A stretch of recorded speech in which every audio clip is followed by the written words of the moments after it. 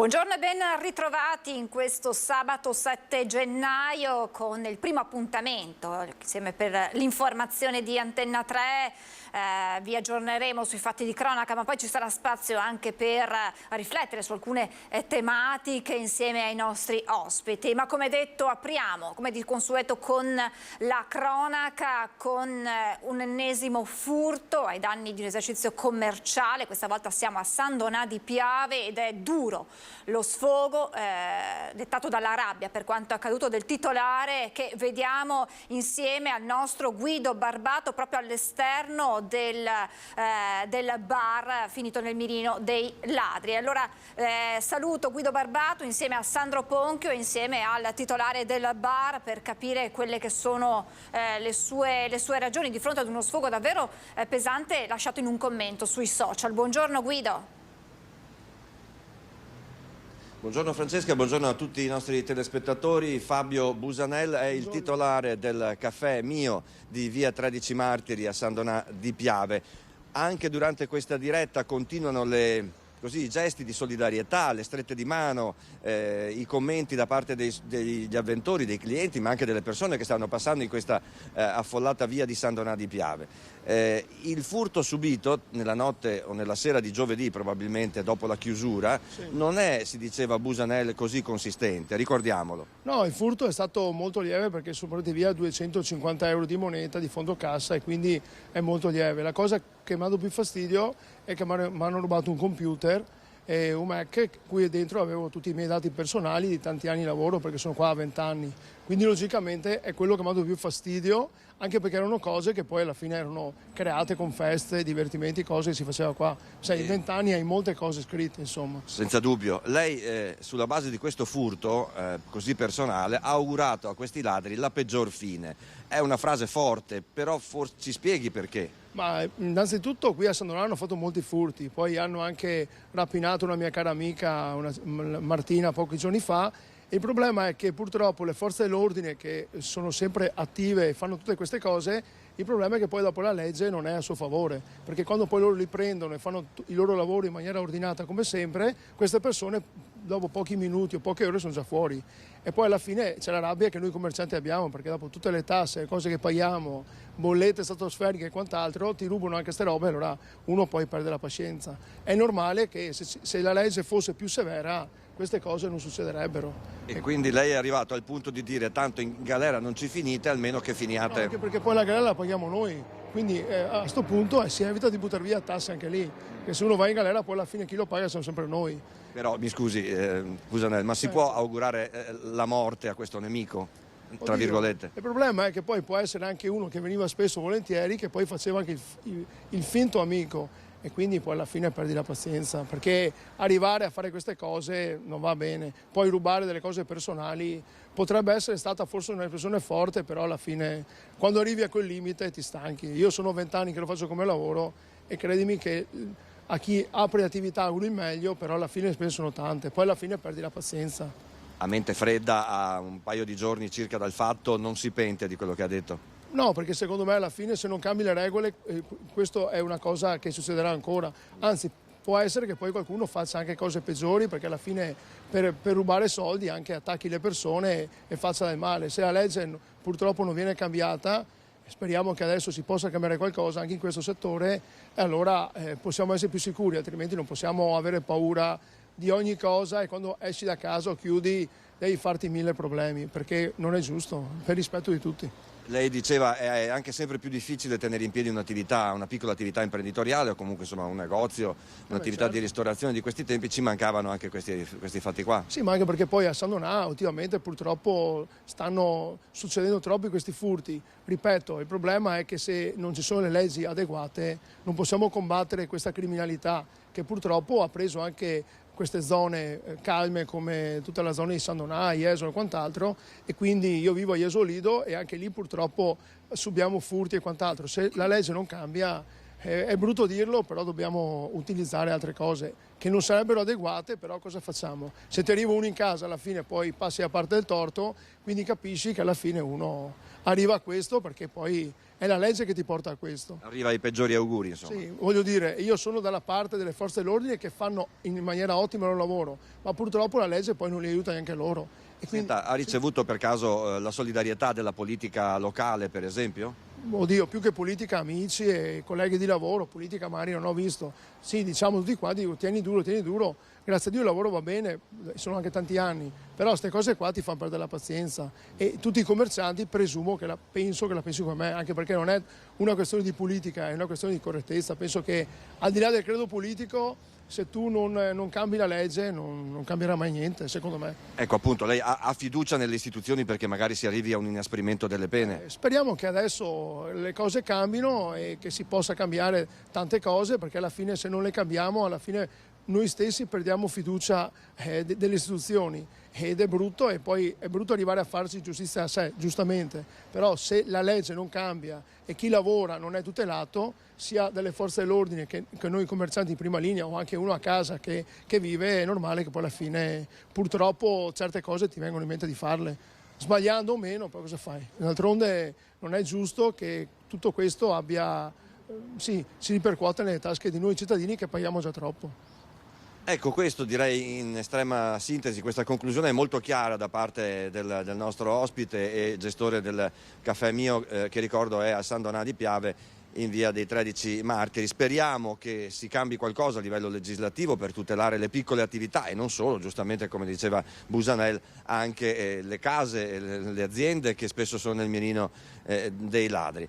Nel frattempo, per fortuna, intorno a lei mi sembra ci sia molto calore e molta partecipazione. No, quello sicuramente sì, e questa è una cosa importante perché alla fine l'unione fa la forza in tutto, quindi secondo me non dobbiamo avere omertà, ma dobbiamo sempre combattere questa criminalità, non aver paura e dire le cose che sappiamo, anche perché poi è nell'interesse di tutti, insomma. Opinione condivisibile. Grazie a Fabio Busanel. Guido. Il 2023 non si è aperto nel migliore dei modi, ma speriamo. Guido, scusami, questo senso di ingiustizia, di sfiducia nel sistema era emerso nei giorni scorsi anche dal presidente dell'associazione Furti in Corso, il quale non ti sento dice... più, Francesca, però. Mi senti? Abbiamo un problema probabilmente di comunicazione con Guido. Ringrazio allora Guido Barbato, ringrazio il suo ospite, ringrazio anche Sandro Ponchio. La domanda che volevo rivolgere a Guido era relativa a quello che... Ora ti sento. Ecco, Guido, volevo capire, il presidente dell'associazione Furti in Corso nei giorni scorsi ci aveva detto quello che un po' ha detto il tuo ospite, questa sfiducia nel sistema, sfiducia nella giustizia, nell'applicazione delle leggi, e diceva che questo porta molti a volersi armare, magari non con armi vere e proprie, ma con armi giocattolo. Non con armi vere e proprie, ma magari con armi simboliche. Cosa Esatto. pensa Busanel? Ci sta pensando? Oddio, per carità, non dico, sto pensando, dobbiamo essere secondo me preparati a tutto. Il problema è che purtroppo anche quando ci si difende, quando ti arriva un ladro in casa, alla fine si passa sempre dalla parte del torto. E io ovviamente sarei dell'idea che chi sbaglia deve pagare in un modo o nell'altro. È vero che magari l'eccesso di difesa o di violenza può creare sicuramente un casino, però purtroppo devono anche loro capire che se non cambiano le regole si arriverà a questo, perché poi alla fine molti miei commercianti, colleghi di lavoro hanno subito furti anche molto più consistenti di me, e francamente poi sono soldi che anche le assicurazioni più di tanto non possono risarcire, perché fino a là arrivano, giustamente. La ragione per cui se non si prendono delle difese adeguate purtroppo si arriverà a questo, ma non è una colpa nostra, è sempre colpa delle istituzioni, perché purtroppo vedi che spacciatori fanno quello che vogliono, domani escono, e io conosco molti colleghi che lavorano sulla polizia o carabinieri e dicono le stesse cose. È brutto arrivare a questo, però se non si cambia si arriverà a questo, secondo me. Non ci sono altre alternative, perché alla fine la legge deve ovviamente far pagare le pene a chi sbaglia, ma poi la galera deve essere galera, non è che la galera deve essere un divertimento che poi fai un libro oppure diventi famoso o acquisti follower. La galera deve essere galera vera e propria.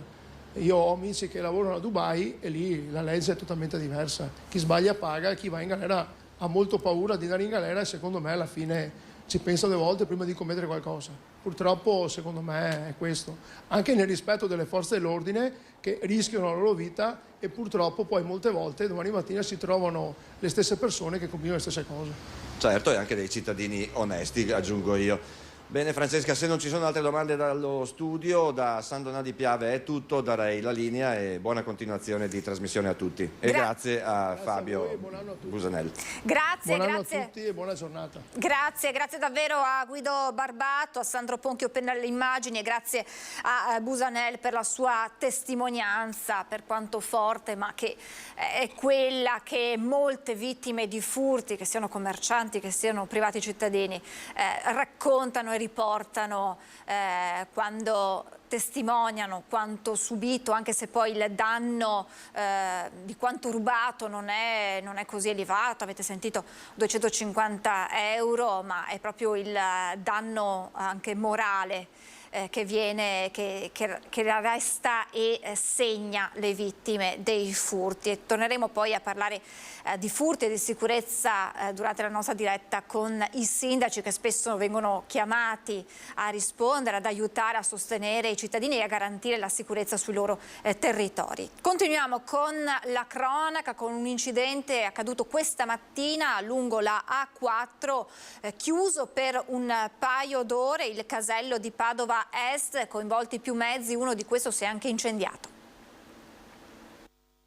Il casello di Padova Est chiuso, traffico a rilento questa mattina in A4 in direzione Padova per un grave incidente in autostrada che è avvenuto intorno alle 8:30. 2 auto sono rimaste coinvolte, le 2 vetture si sono schiantate e una ha preso fuoco, tra le persone rimaste leggermente ferite. Tutti quanti gli occupanti dei mezzi coinvolti fortunatamente sono riusciti ad uscire da soli prima che il rogo divorasse le carrozzerie delle auto. Sul posto sono arrivati i vigili del fuoco del comando di Padova che hanno prontamente domato le fiamme. In autostrada sono arrivati anche i medici del SUEM che hanno prestato le prime cure alle 3 persone ferite. Immediatamente è stato chiuso lo svincolo che da Venezia portava a Padova Est, mentre il traffico è stato deviato verso l'uscita di Padova Ovest con la segnalazione attraverso i pannelli a messaggio variabile. Il casello di Padova Est è stato riaperto intorno alle 10:30. Le cause dell'incidente sono al vaglio della Polstrada. E questa mattina, intorno alle 6:30, altro incidente stradale, questa volta accaduto a Verona, coinvolta un'auto che si è ribaltata dopo che il conducente, un 47enne, ha perso il controllo del mezzo. L'auto, la vedete, è finita proprio davanti alla clinica San Francesco. L'uomo, dopo l'impatto, è stato soccorso dai sanitari del SUEM e trasportato per accertamento in ospedale. Sul posto li vedete i vigili del fuoco impegnati con un mezzo e 5 uomini per mettere in sicurezza l'auto che era alimentata a GPL per tagliare i paletti e la segnaletica verticale che vincolavano la vettura dopo l'impatto. Sul posto è intervenuta anche la polizia locale per i rilievi di legge. Tragedia nella zona di Chiampo, siamo in provincia di Vicenza, con il conducente di un trattore che è rimasto ucciso nel ribaltamento del mezzo. Chiampo, è morto l'uomo di 63 anni alla guida di un trattore travolto e schiacciato dal mezzo mentre era a lavoro in un bosco. L'incidente è accaduto nel pomeriggio di ieri nell'area di proprietà della vittima a ridosso di via Angiò. L'uomo si era recato per raccogliere legname quando, per cause in corso di accertamento, il trattore si è ribaltato, travolgendo e schiacciando il conducente, che è rimasto bloccato sotto il mezzo agricolo. È stato necessario l'intervento di una squadra di vigili del fuoco intervenuti da Arzignano per liberarlo, con l'impiego di un escavatore presente sul posto. Purtroppo, nonostante i soccorsi tempestivi, per il 63enne non c'è stato nulla da fare. Il medico ne ha constatato il decesso. Le cause dell'incidente sono al vaglio dei carabinieri. La cronaca ci porta in provincia di Treviso per tornare a parlare del massacro di Gorgo al Monticano, cartella esattoriale da 1.600 euro al figlio delle vittime, la tassa di iscrizione a ruolo della sentenza che il killer non ha i soldi per pagare. È una tassa che viene pagata a ogni sentenza che viene depositata. Questa tassa, questi soldi dovrebbero essere pagati in teoria da chi perde la causa, non è stato fatto, insomma non è stato pagato. Per cui l'Agenzia delle Entrate in qualche maniera si è tutelata chiedendo i soldi a me. Ma non è un processo qualsiasi quello a cui si riferiscono i 1.639 euro della tassa di iscrizione al ruolo della sentenza che l'Agenzia delle Entrate è tornata a richiedere per la seconda volta con la maggiorazione dopo un primo tentativo nel 2019. Il destinatario della cartella esattoriale è Daniele Pellicciardi, figlio della coppia massacrata a Gorgo al Monticano nell'agosto del 2007. Un delitto atroce, l'uccisione di Guido Pellicciardi e Lucia Comino, una ferita che gli uffici statali contribuiscono a mantenere aperta. Questa somma l'avrebbe dovuta pagare Naim Stafa, l'albanese condannato come organizzatore di quella mattanza. Essendo nullatenente, resta l'altra parte che è il Ministero dell'Economia e delle Finanze. Ci deve essere stato un errore sulla deposizione della sentenza. In automatico doveva essere fatto una prenotazione a debito in carico al Ministero dell'Economia e delle Finanze e questo passaggio è stato saltato. Un errore umano o del sistema, la situazione è comunque paradossale e lo è ancor più vista la sofferenza che lui e la sua famiglia hanno dovuto patire. Non è bastato contestare la prima richiesta di denaro, Pellicciardi ha dovuto avviare l'ennesima richiesta di sgravio sperando che vada a buon fine, altrimenti, dice rassegnato, toccherà pagare e poi chiedere il rimborso. Siamo in Italia e bisogna prendere questo con il discorso della burocrazia lenta e questi errori che ancora vengono commessi. Restiamo nella Marca trevigiana, ci spostiamo a Cornuda per un'aggressione in casa accaduta giovedì sera. A salvare la vittima i carabinieri avvertiti dai vicini. Sono stati vicini ad avvertire i carabinieri e a salvare di fatto un 41enne aggredito in casa. Il fatto è accaduto la notte scorsa a Cornuda. Siamo intervenuti grazie appunto in maniera molto tempestiva, grazie al dispositivo che avevamo in atto rispetto a un'aggressione in casa. Dalle prime risultanze pare che non si tratti di un'aggressione a scopo predatorio, quindi di un furto, di una rapina, ma probabilmente di un'aggressione appunto tra persone che si conoscevano. Abbiamo tratto in arresto in flagranza di reato per lesioni due soggetti, peraltro già conosciuti alle forze dell'ordine. I due trevigiani arrestati, un 53enne e un 36enne, con questa aggressione pare volessero riscuotere un credito che il 41enne non è stato ancora in grado di pagare. Per questo hanno forzato la porta della sua abitazione mentre dormiva per poi aggredirlo con pugni e calci. Le grida d'aiuto dell'uomo sono state però udite dai vicini che hanno immediatamente avvisato i carabinieri che poi hanno bloccato ed arrestato i due aggressori, mentre un'ambulanza ha ricoverato la vittima all'ospedale di Treviso. Con lesioni, con diverse contusioni e probabilmente anche delle fratture. È chiaro che ora gli accertamenti verranno fatti, come ho detto prima pare non trattarsi appunto di un tentativo di furto, di una rapina, ma probabilmente di un'aggressione proprio con altre finalità. È chiaro che approfondiremo ora i rapporti tra questi tre soggetti, pare che si conoscessero per appunto venire rapidamente sotto la direzione ovviamente della Procura della Repubblica di Treviso a cercare di chiarire appunto i contorni di questo grave episodio. Controlli in questi giorni predisposti dal questore di Treviso a Conegliano e nei comuni limitrofi. Gli agenti del commissariato con l'ausilio del reparto di prevenzione crimine di Padova hanno controllato decine di persone, veicoli ed esercizi pubblici. Gli agenti hanno ritrovato alla stazione di Conegliano una ragazzina di 12 anni che era fuggita da Cinisello Balsamo per incontrare un ragazzo conosciuto sui social. La minore è stata trovata davanti alla stazione in compagnia di altri ragazzi, sempre minorenni. Era fuggita da casa lo scorso 2 gennaio ed è stata riaccompagnata dalla madre.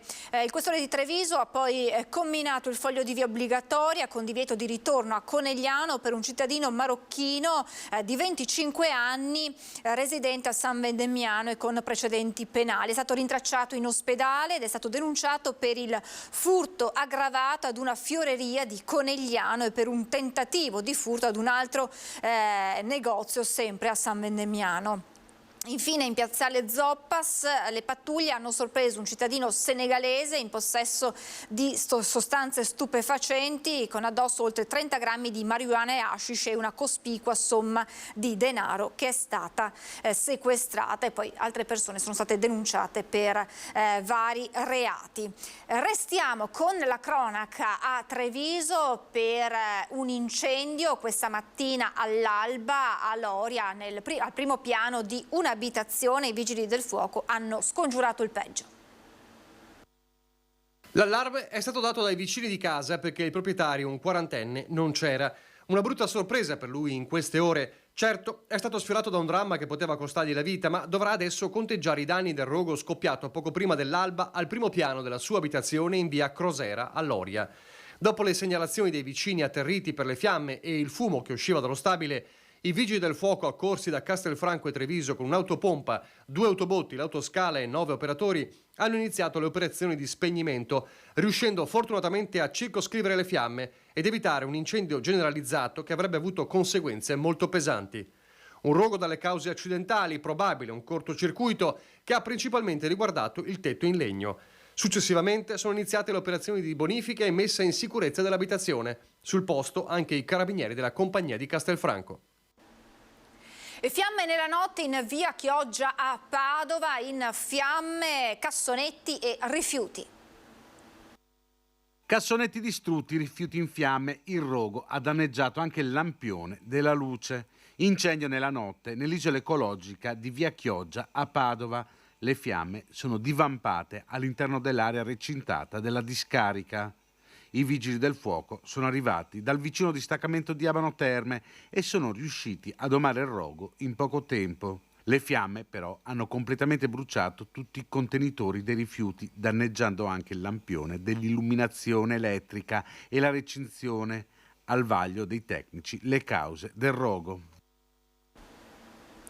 Era alla guida della sua auto con una concentrazione di alcol nel sangue 5 volte superiore al massimo consentito dalla legge. Per questo una 43enne residente a Castelfranco Veneto è stata denunciata dai carabinieri che le hanno ritirato la patente e sequestrato l'auto.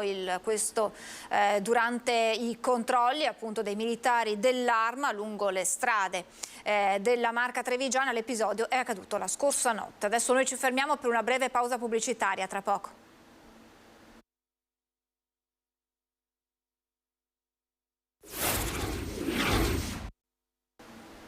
Siamo tornati in diretta, saluto il mio primo ospite di oggi, buongiorno a Federico Capraro, presidente di Ascom Confcommercio per il mandamento di Treviso, ben ritrovato e buon anno Presidente. Buongiorno, buon anno a te, buon anno a tutti. Allora Presidente, durante la conferenza stampa, consueta conferenza stampa di fine anno per presentare un po' il bilancio dell'attività del 2022, ma anche per guardare oltre il 2023, è venuto fuori un aspetto molto importante. Lei ha detto quello che faremo in questi 2 anni di avvicinamento, 2 anni che poi ci porteranno al grande appuntamento per il Veneto che sono le Olimpiadi di Cortina 2026, costruiamo quello che sarà poi il futuro dei prossimi 20 anni. Che cosa intendeva con queste parole, con questa frase? Intanto è stato un appuntamento di fine anno per stare insieme e anche per ringraziare anche voi dell'attenzione che date a questi aspetti che a mio avviso sono fondamentali per lo sviluppo del territorio. Il tema delle Olimpiadi, così come il tema del riconoscimento di UNESCO per le colline del Prosecco di Conegliano Valdobbiadene, sono temi che hanno una grandissima prospettiva. Ecco perché quello che siamo chiamati a fare in questi prossimi 2-3 anni ha di fatto una ripercussione evidentemente positiva, soprattutto se riusciamo a lavorare bene per i prossimi 20-30, perché intanto sono degli appuntamenti che cambiano completamente lo scenario. Le Olimpiadi noi le abbiamo vissute nel 1956, evidentemente le viviamo a distanza di 70 anni, non è un evento che riguarda solo Cortina, che coinvolge un territorio per i soli 15 giorni delle gare, è un cambio di passo, un cambio di mentalità. È un approccio che ci porta a capire che Cortina, le Dolomiti sono le montagne delle colline del Prosecco, sono le montagne di Venezia.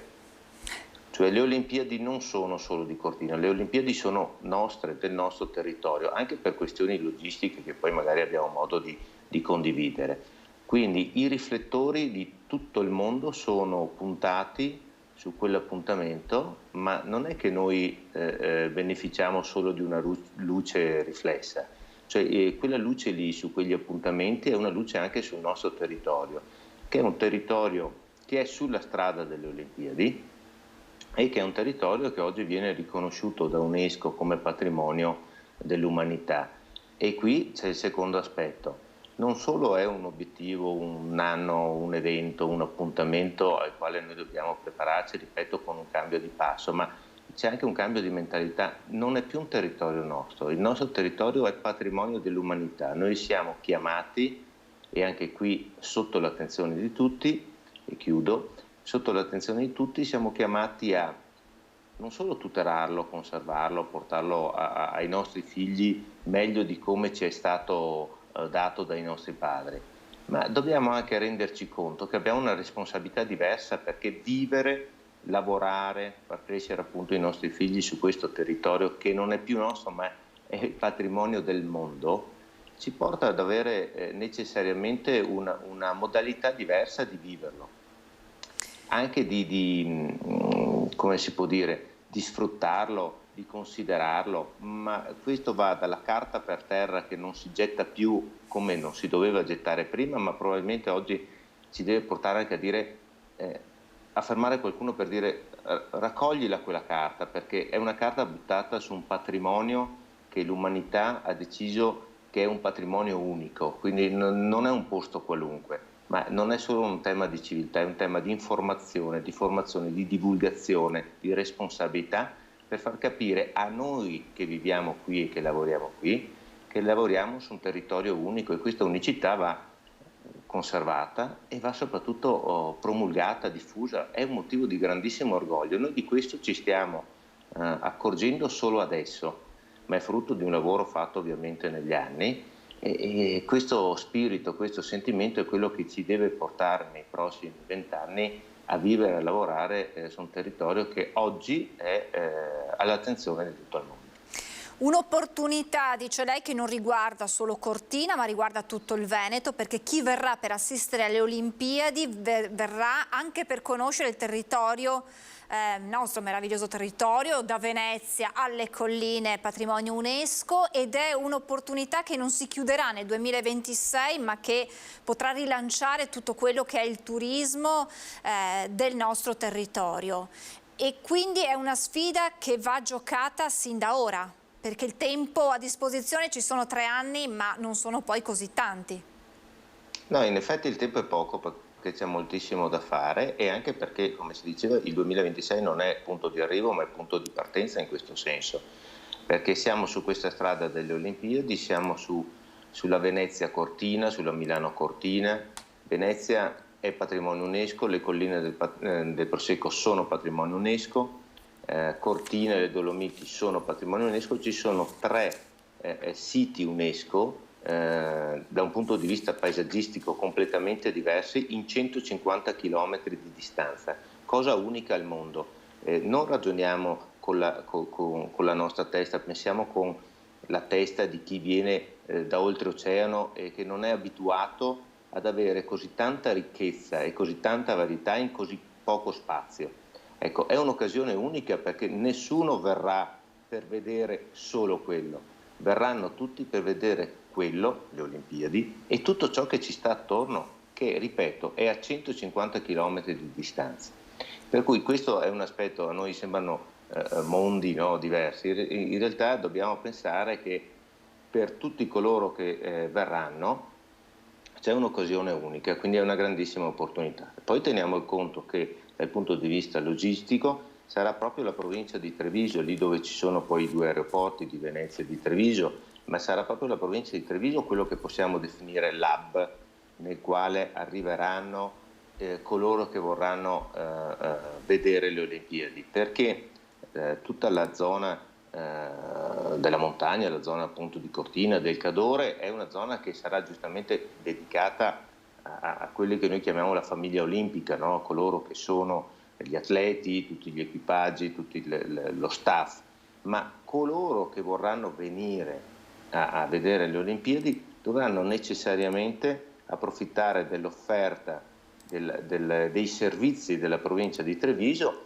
che è a 2 passi da Cortina e che sarà la base appunto logistica per poter poi andare a vedere le gare. Ma ripeto, questo è un aspetto di quei 15 giorni. Il grande aspetto è che questo nome gira in questi anni e negli anni prossimi grazie a questo grande evento sulle testate giornalistiche di tutto il mondo, sulle televisioni di tutto il mondo. È una vetrina straordinaria e ripeto, Venezia, le colline del Prosecco, la città di Treviso, Asolo, tutte le nostre bellezze sono da contorno al sito delle gare, al sito dell'evento, per cui è una grande opportunità, ma come dicevo è anche un nuovo modo per cambiare la visione, per capire che facciamo tutti parte di questo grande territorio. I campanili ci sono, ma non devono fare l'ombra l'uno all'altro, noi dobbiamo essere bravi a metterli in linea e a metterli insieme e a farli suonare insieme.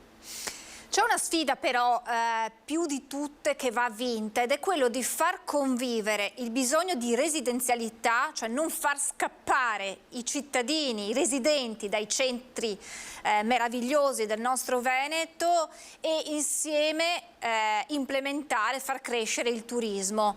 L'esempio di una Venezia che si svuota dai veneziani sopraffatti da un turismo di massa è un po' un esempio da tenere lì ben presente per evitare questo.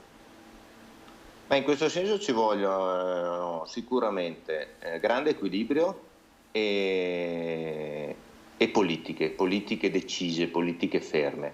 Ciò che succede a Venezia, una città che ha condizioni di vita oggettivamente difficili, ma che sono ulteriormente aggravate da questo impatto del turismo non equilibrato, e lo stesso avviene a Cortina, una cittadina che credo oggi sia intorno a 6-7 mila abitanti, che in queste settimane vive di numeri che sono straordinari, ma anche che la condizionano molto, la limitano molto, ma che poi deve vivere tutto l'anno. Allora io credo che nella provincia di Treviso, nella città di Treviso in particolare che seguo, ma anche sulle colline del Prosecco, ci voglia molto equilibrio, perché poi l'impatto turistico è importante, è un grande volano per il commercio, un grande volano per i servizi, però questi servizi vanno fatti da coloro che abitano sul territorio, quindi c'è bisogno di una politica che porti la gente a risiedere, le giovani famiglie a poter risiedere nei centri storici. I centri storici non possono essere solo centri da visitare, devono essere anche centri da vivere. Dobbiamo riportare le famiglie nei nostri centri storici, dobbiamo portare la cultura del lavoro, la cultura del servizio, e dobbiamo fare in modo che ci sia questo equilibrio appunto tra il turismo e la residenzialità. Perché? Perché è chiaro che la rendita economica del turismo mette in difficoltà la residenzialità, cioè fa aumentare i prezzi degli affitti. Oggi appartamenti in affitto nelle nostre città non si trovano, e questo crea problema perché allontana coloro che nelle città invece potrebbero e dovrebbero vivere e lavorare, e le portano fuori. Allora qui ci vuole una volontà politica per far sì che le nostre città non vivano di turismo, ma vivano con il turismo. È diverso. I nostri centri sono straordinari, sono bellissimi, sono da visitare, ma sono soprattutto da vivere con la quotidianità delle famiglie, dei bambini che vanno a scuola, della gente che va al lavoro, con i servizi che permettano ai centri storici di essere belli 7 giorni su 7, non solo la domenica quando c'è la manifestazione o il grande evento.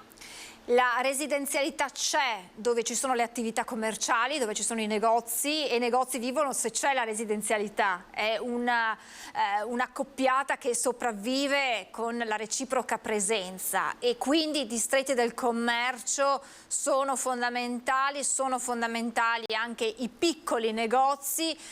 Certo, c'è un problema da affrontare, che è quello del caro bollette, degli aumenti, dei rincari, anche di un cambio generazionale che spesse volte viene a mancare e fa scomparire quelle piccole realtà che avevano proprio dato vita anche a piccole zone dei centri.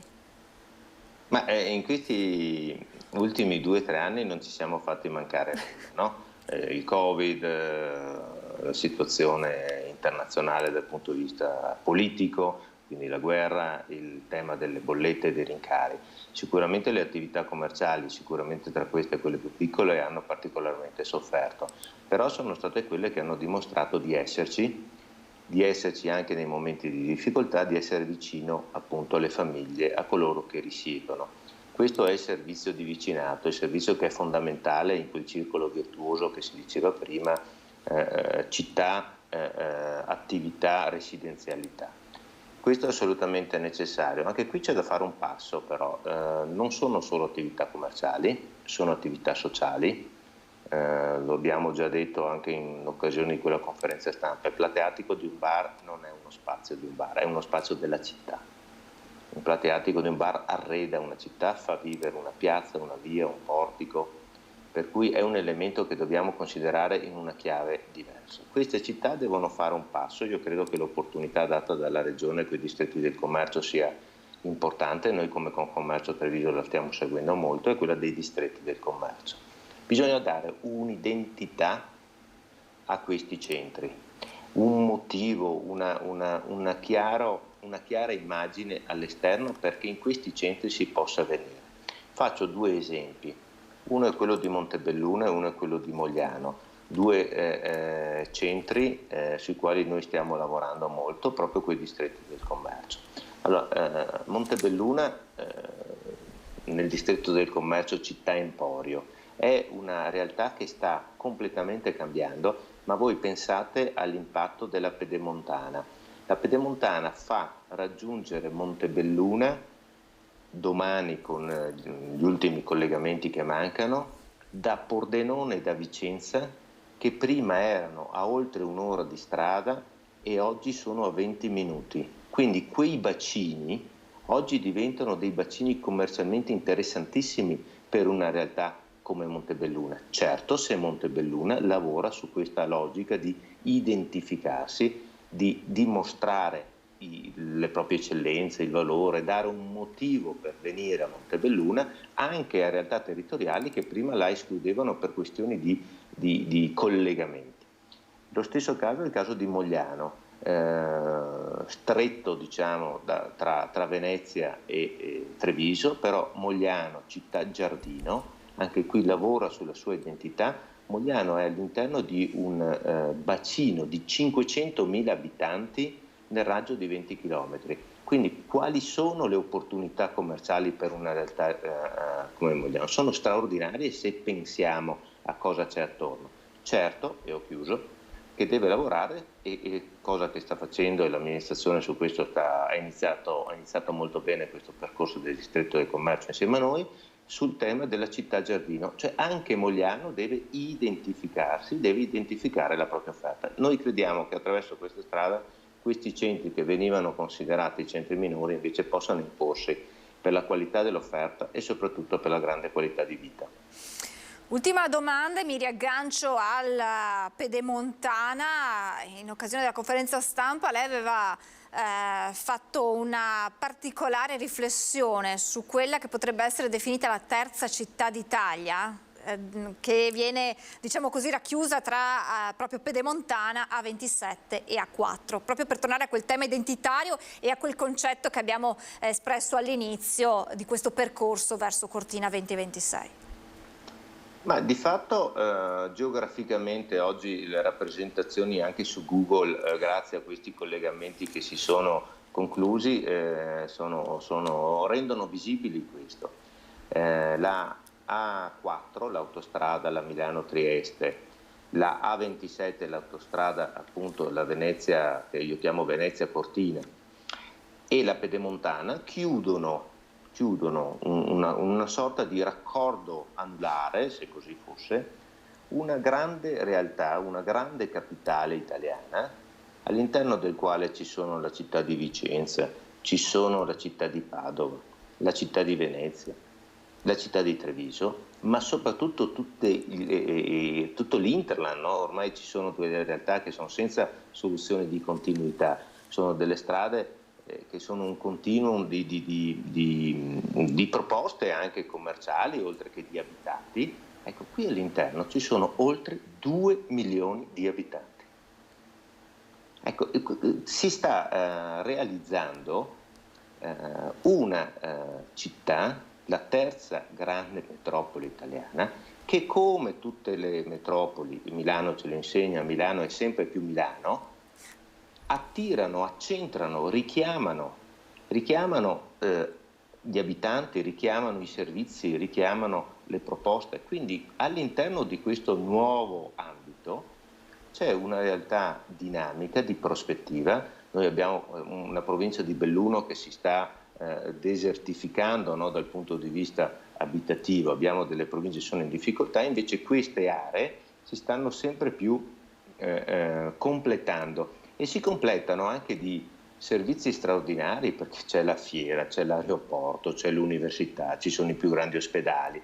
C'è una realtà che noi nel quotidiano perdiamo un po' di vista, ma in realtà stiamo diventando e siamo chiusi all'interno di quella che io ho definito la terza città d'Italia dopo Milano e Roma. Ma questa non è una visione futuristica, è una realtà già dell'oggi, quindi la dobbiamo gestire per fare in modo che i servizi siano a disposizione di tutti in un contesto che va ovviamente considerato in maniera più ampia, più allargata. Ripeto, anche i grandi eventi su questo ci aiutano molto in termini di mentalità a vedere in grande, a vedere dall'alto, a vedere da lontano, che è una visione che a mio avviso dal punto di vista politico, amministrativo, se posso fare un mea culpa anche associativo, in parte è mancata. Oggi è arrivato il momento di pensare a queste grandi sfide e queste grandi realtà, perché se lavoriamo su questo nei prossimi anni davvero avremo un grande futuro. Tante sfide da vincere, però insomma mi sembra che ci siano tutte le premesse per riuscirci. Presidente, grazie davvero, grazie per aver analizzato insieme a noi questo aspetto molto importante, perché siamo tutti coinvolti in questi grandi cambiamenti e per tutti c'è un obiettivo lì all'orizzonte non così lontano che si chiama proprio Cortina 2026. Grazie davvero al Presidente di Ascom Confcommercio per il mandamento di Treviso, Federico Capraro, e torneremo presto ad aggiornarci. Grazie Presidente, buon lavoro. Grazie, a presto, grazie a voi. Grazie. C'è un aggiornamento di cronaca relativo alla notizia di cui vi abbiamo dato conto ieri nel nostro telegiornale, che riguarda l'incidente accaduto lungo la Pontebana a Villorba, e purtroppo uno dei feriti non ce l'ha fatta. Stiamo parlando della donna che viaggiava insieme al marito in una delle auto coinvolte. La donna di 69 anni si è spenta poche ore fa all'ospedale. La donna era originaria di Conegliano, resta in gravi condizioni il marito 72enne.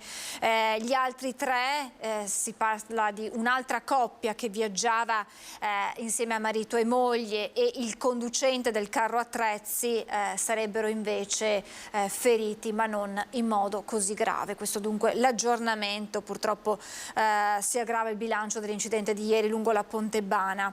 E poi, restando nel Trevigiano, parliamo dell'ennesima truffa sul web online ai danni di uno studente di Riese Pio X. Secondo una pratica ormai diffusa, gli indagati sono 5 cittadini residenti in campagna di età compresa tra i 20 e i 75 anni, individuati e denunciati dai carabinieri.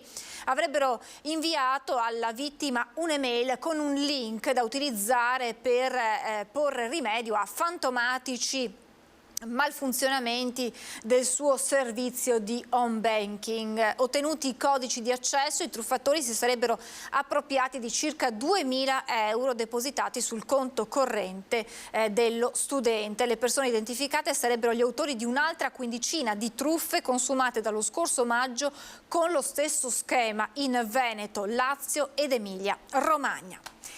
E adesso andiamo avanti con le nostre notizie per parlare della morte del grande campione Gianluca Vialli. Al di là della fede calcistica di chiunque, Gianluca Vialli è stato un simbolo del bel calcio italiano, il mito di generazioni di ragazze. Nell'ultima fase della sua vita, uno dei principali artefici della vittoria agli europei degli azzurri nell'estate del 2021.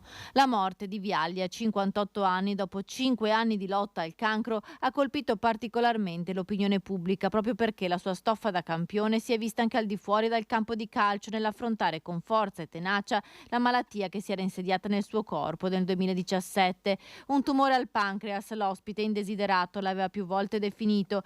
Ieri, a poche ore dall'annuncio della sua morte, l'ha voluto ricordare anche Patrizia Benini, direttore generale dell'Istituto Oncologico Veneto, che nel salutare il calciatore ha ricordato una frase pronunciata da Vialli parlando della sua malattia. Ai ricercatori dico: forza e coraggio ragazzi, buon lavoro, abbiamo bisogno di voi. Per Benini un monito che va ascoltato. Credo che la morte di Vialli abbia colpito, al di là ovviamente della conoscenza del grande calciatore, ma credo che in lui vada riconosciuto un grande uomo, un grande paziente e una persona che è stata da simbolo anche in questo campo, che è quello della patologia, che è quello dello stimolo alla ricerca, e credo che questo è un grande messaggio che lui ha dato, di sperare fino in fondo, da una parte come paziente e dall'altra parte di stimolare il sistema, i ricercatori agli sforzi massimi per poter ovviamente guarire o far sì che le persone neanche si ammalino.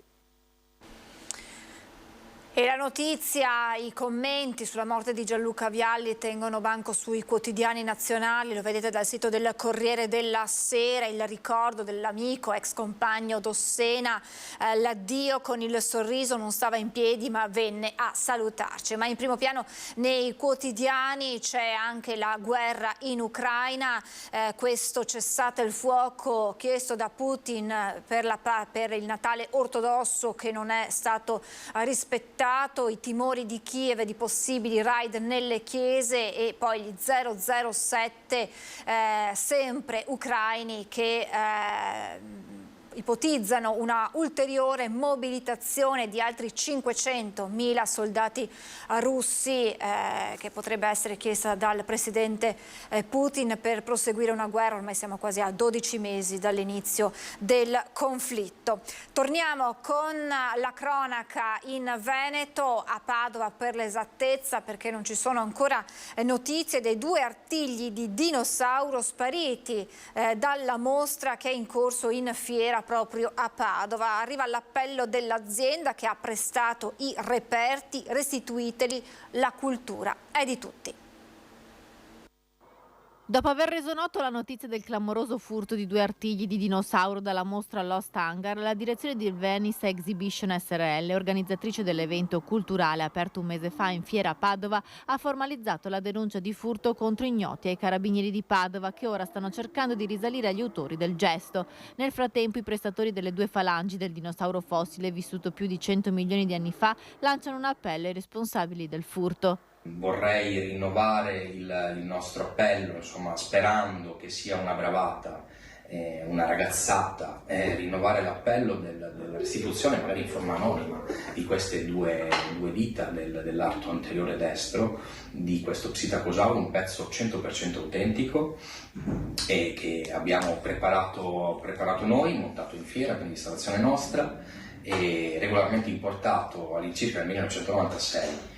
E quindi regolarmente detenuto. L'azienda The Brothers Stone di Quarto d'Altino, specializzata nella preparazione e vendita di fossili, è rimasta molto colpita da questo furto. Mai prima d'ora era accaduto un episodio simile. Si tratta di un pezzo autentico e di grande pregio. Chi ha staccato le 2 falangi del pappagallo rettile deve aver impiegato qualche minuto prima di riuscire a strapparli dall'installazione metallica. Resta dunque un mistero come abbia fatto ad agire indisturbato nell'orario di apertura. La mostra infatti sta avendo un riscontro molto positivo di presenze. In meno di un mese i visitatori sono già stati più di 20.000 20.000. In accordo anche con noi, chiaramente le misure verranno rafforzate ancora di più. E signori, la cultura di tutti, i souvenir sono all'uscita, lo standard ne è piena e cerchiamo insomma che rimanga un ricordo, ecco, questo brutto fattaccio.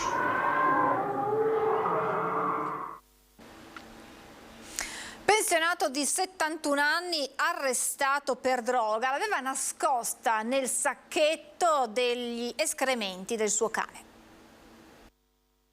Non aprite il sacchetto, c'è puzza. Con questa scusa ha cercato di evitare il controllo dei poliziotti antidroga che l'avevano fermato mentre era in bicicletta.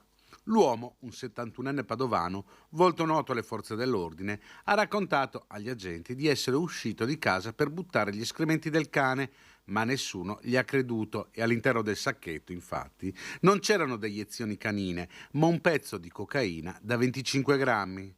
Il 71enne era stato notato mentre usciva dal garage della sua abitazione di Ponte di Brenta. I poliziotti della sezione antidroga della squadra mobile, che lo conoscevano bene, hanno deciso anche di perquisire la sua abitazione, trovando altri 18 grammi di cocaina.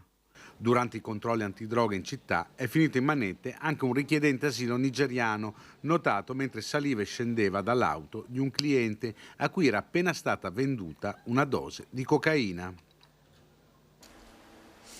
Un arresto per droga anche in un appartamento di Padova, dove i carabinieri erano intervenuti per riportare la calma durante una lite tra coinquilini. I carabinieri erano stati chiamati per quella che doveva essere solo una lite tra coinquilini, ma il loro intervento si è concluso con un sequestro di droga e un arresto per detenzione di sostanze stupefacenti a fini di spaccio. In manette un nigeriano di 35 anni. I militari erano intervenuti nell'appartamento di Padova dopo una segnalazione di urla e persone in forte stato di agitazione, ma dopo aver riportato la calma tra i presenti li hanno identificati e uno di loro, il 35enne della Nigeria, è stato trovato in possesso di quasi 30 grammi di marijuana suddivisa in 11 dosi pronte per essere vendute. In un altro sacchetto invece sono stati ritrovati anche 4 grammi di anfetamina in sasso. L'economia con la CGIA di Mestre, che avverte che con l'innalzamento della flat tax fino a 85.000 euro di fatturato gli autonomi continuano a pagare più tasse dei lavoratori dipendenti. Sentiamo il commento di Paolo Zabeo dell'ufficio studi della CGIA. La nuova flat tax avvantaggerà solo pochissimi lavoratori autonomi e con un costo annuo per le casse dello Stato molto contenuto. E dal confronto con le retribuzioni dei lavoratori dipendenti, le partite IVA continuano a pagare molto di più.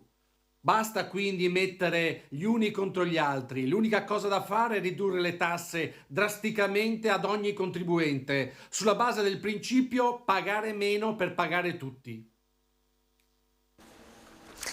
Sempre secondo lo studio della CGIA, solo nella fascia di reddito tra i 60 e i 65 mila euro le partite IVA che si avvalgono della tassa piatta pagano meno. In tutte le altre comparazioni, vale a dire tra i 10 e i 55 mila euro, gli autonomi pagano sempre molto più di impiegati e operai, con punte tra i 3.760 e i 3.875 euro all'anno nella fascia tra i 20 e tra i 25 e i 30 mila euro.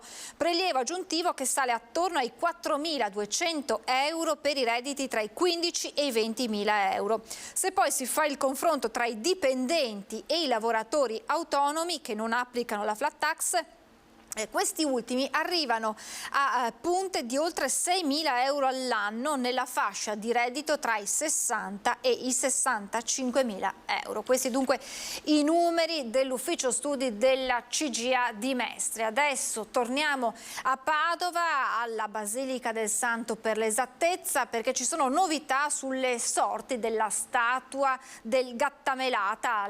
Ce le racconta in diretta la nostra Valentina Visentin. Buongiorno Valentina. Buongiorno da Padova, io mi trovo proprio a lato dello storico monumento equestre del Gattamelata che si trova sul sagrato di Sant'Antonio, lo vedete ancora ingabbiato nel suo ponteggio. Ebbene, lunedì 9 gennaio è tanto atteso giorno in cui si riunirà il comitato tecnico scientifico istituito dalla delegazione pontificia per la Basilica di Sant'Antonio che si riunirà per valutare lo stato di conservazione e le azioni da proporre per la tutela della storica statua del Gattamelata realizzata da Donatello, ma soprattutto lunedì si salirà su quei ponteggi che vedete ripresi dal collega Francesco Ratai. Ci saliranno gli esperti del comitato scientifico che dovrà valutare lo stato di conservazione del Gattamelata e soprattutto quali azioni intraprendere per tutelare questo monumento che è uno dei simboli della città di Padova. Ci saranno presenti lunedì il delegato pontificio Monsignor Fabio Dalcin, ma anche il sovrintendente Fabrizio Magani. La statua del Gattamelata, come ricorderete, vi abbiamo raccontato nei mesi scorsi, era stata al centro di numerose polemiche proprio per questo intervento. Era intervenuto anche il sottosegretario alla cultura Vittorio Sgarbi, che si era espresso in maniera sfavorevole, contraria a quella che è una delle ipotesi sul futuro del Gattamelata, ovvero il trasferimento in una sede museale per essere sostituito qui in Piazza del Santo da una copia identica. Sgarbi si era opposto a questa strada dicendo che la statua è fatta di bronzo e quindi un materiale estremamente adatto all'esposizione esterna e quindi per questo deve rimanere dove si trova. Tuttavia, insomma, questa ipotesi non viene completamente esclusa dalla delegazione pontificia che dice Monsignor Dalcin nel suo interesse primario quello di tutelare questo patrimonio artistico che ha un valore non solo per la città di Padova ma per la storia dell'arte, che quindi è giusto che debba essere tramandato alle generazioni future al meglio delle sue condizioni. Vedremo come andrà a finire lunedì, se si potrà salire insomma e vedere anche noi come verrà, com'è la situazione del Gattamelata. Ovviamente tutti gli aggiornamenti li avremo lunedì quando la commissione si riunirà. Da Padova è tutto, restituisco la linea allo studio. Grazie a Valentina Visentina e dunque attenderemo lunedì per capire quelle che saranno le sorti di questo che è uno dei tanti simboli della città di Padova. E adesso andiamo nelle farmacie dove scarseggiano i farmaci, anche farmaci di uso quotidiano, colpa del Covid prima, dell'influenza poi, ma non solo. Sicuramente l'ondata Covid di questi 2 anni ha creato dei problemi di mancanza di sostanze e oltretutto mancano anche a volte proprio i contenitori, le scatole, tutte queste cose qua. E sì, mancano dei farmaci anche molto di uso comune. Anche a Padova e in Veneto si fa fatica a reperire alcuni farmaci. A certificarlo Federfarma, l'associazione di categoria dei farmacisti. Mancano antipiretici che contengono paracetamolo o ibuprofene, mancano farmaci usati per l'aerosol e mancano anche gli sciroppi per i bambini. Nelle farmacie si cerca di aiutare i pazienti suggerendo alternative. Cercano di adattarsi e poi noi chiamiamo il medico, magari per prodotti tipo il cortisone, tipo il Clenil, allora chiamiamo il medico, lo informiamo e magari cerca il medico di sostituire con un'altra cosa. Però in effetti stanno mancando parecchi farmaci, anche farmaci, ripeto, più banali. Una soluzione di breve periodo non c'è, ci confermano. Si stanno però cercando di pianificare gli acquisti futuri. Noi speriamo con l'anno nuovo, abbiamo fatto già ordini programmati per vedere che possa arrivare il prodotto. È una situazione abbastanza assurda perché l'anno 2020 abbiamo restituito scaduti sciroppi che adesso non arrivano, per cui proprio è una situazione veramente assurda. La situazione al momento è peggiore anche rispetto al periodo dei lockdown e proprio da quei momenti parte la scarsità di principi attivi che le aziende riscontrano oggi. Certi prodotti vengono prodotti in India piuttosto che in Cina, per cui di conseguenza le sostanze, principi attivi, di conseguenza c'è proprio stata con il lockdown c'è stata veramente una difficoltà enorme per portarli in Italia.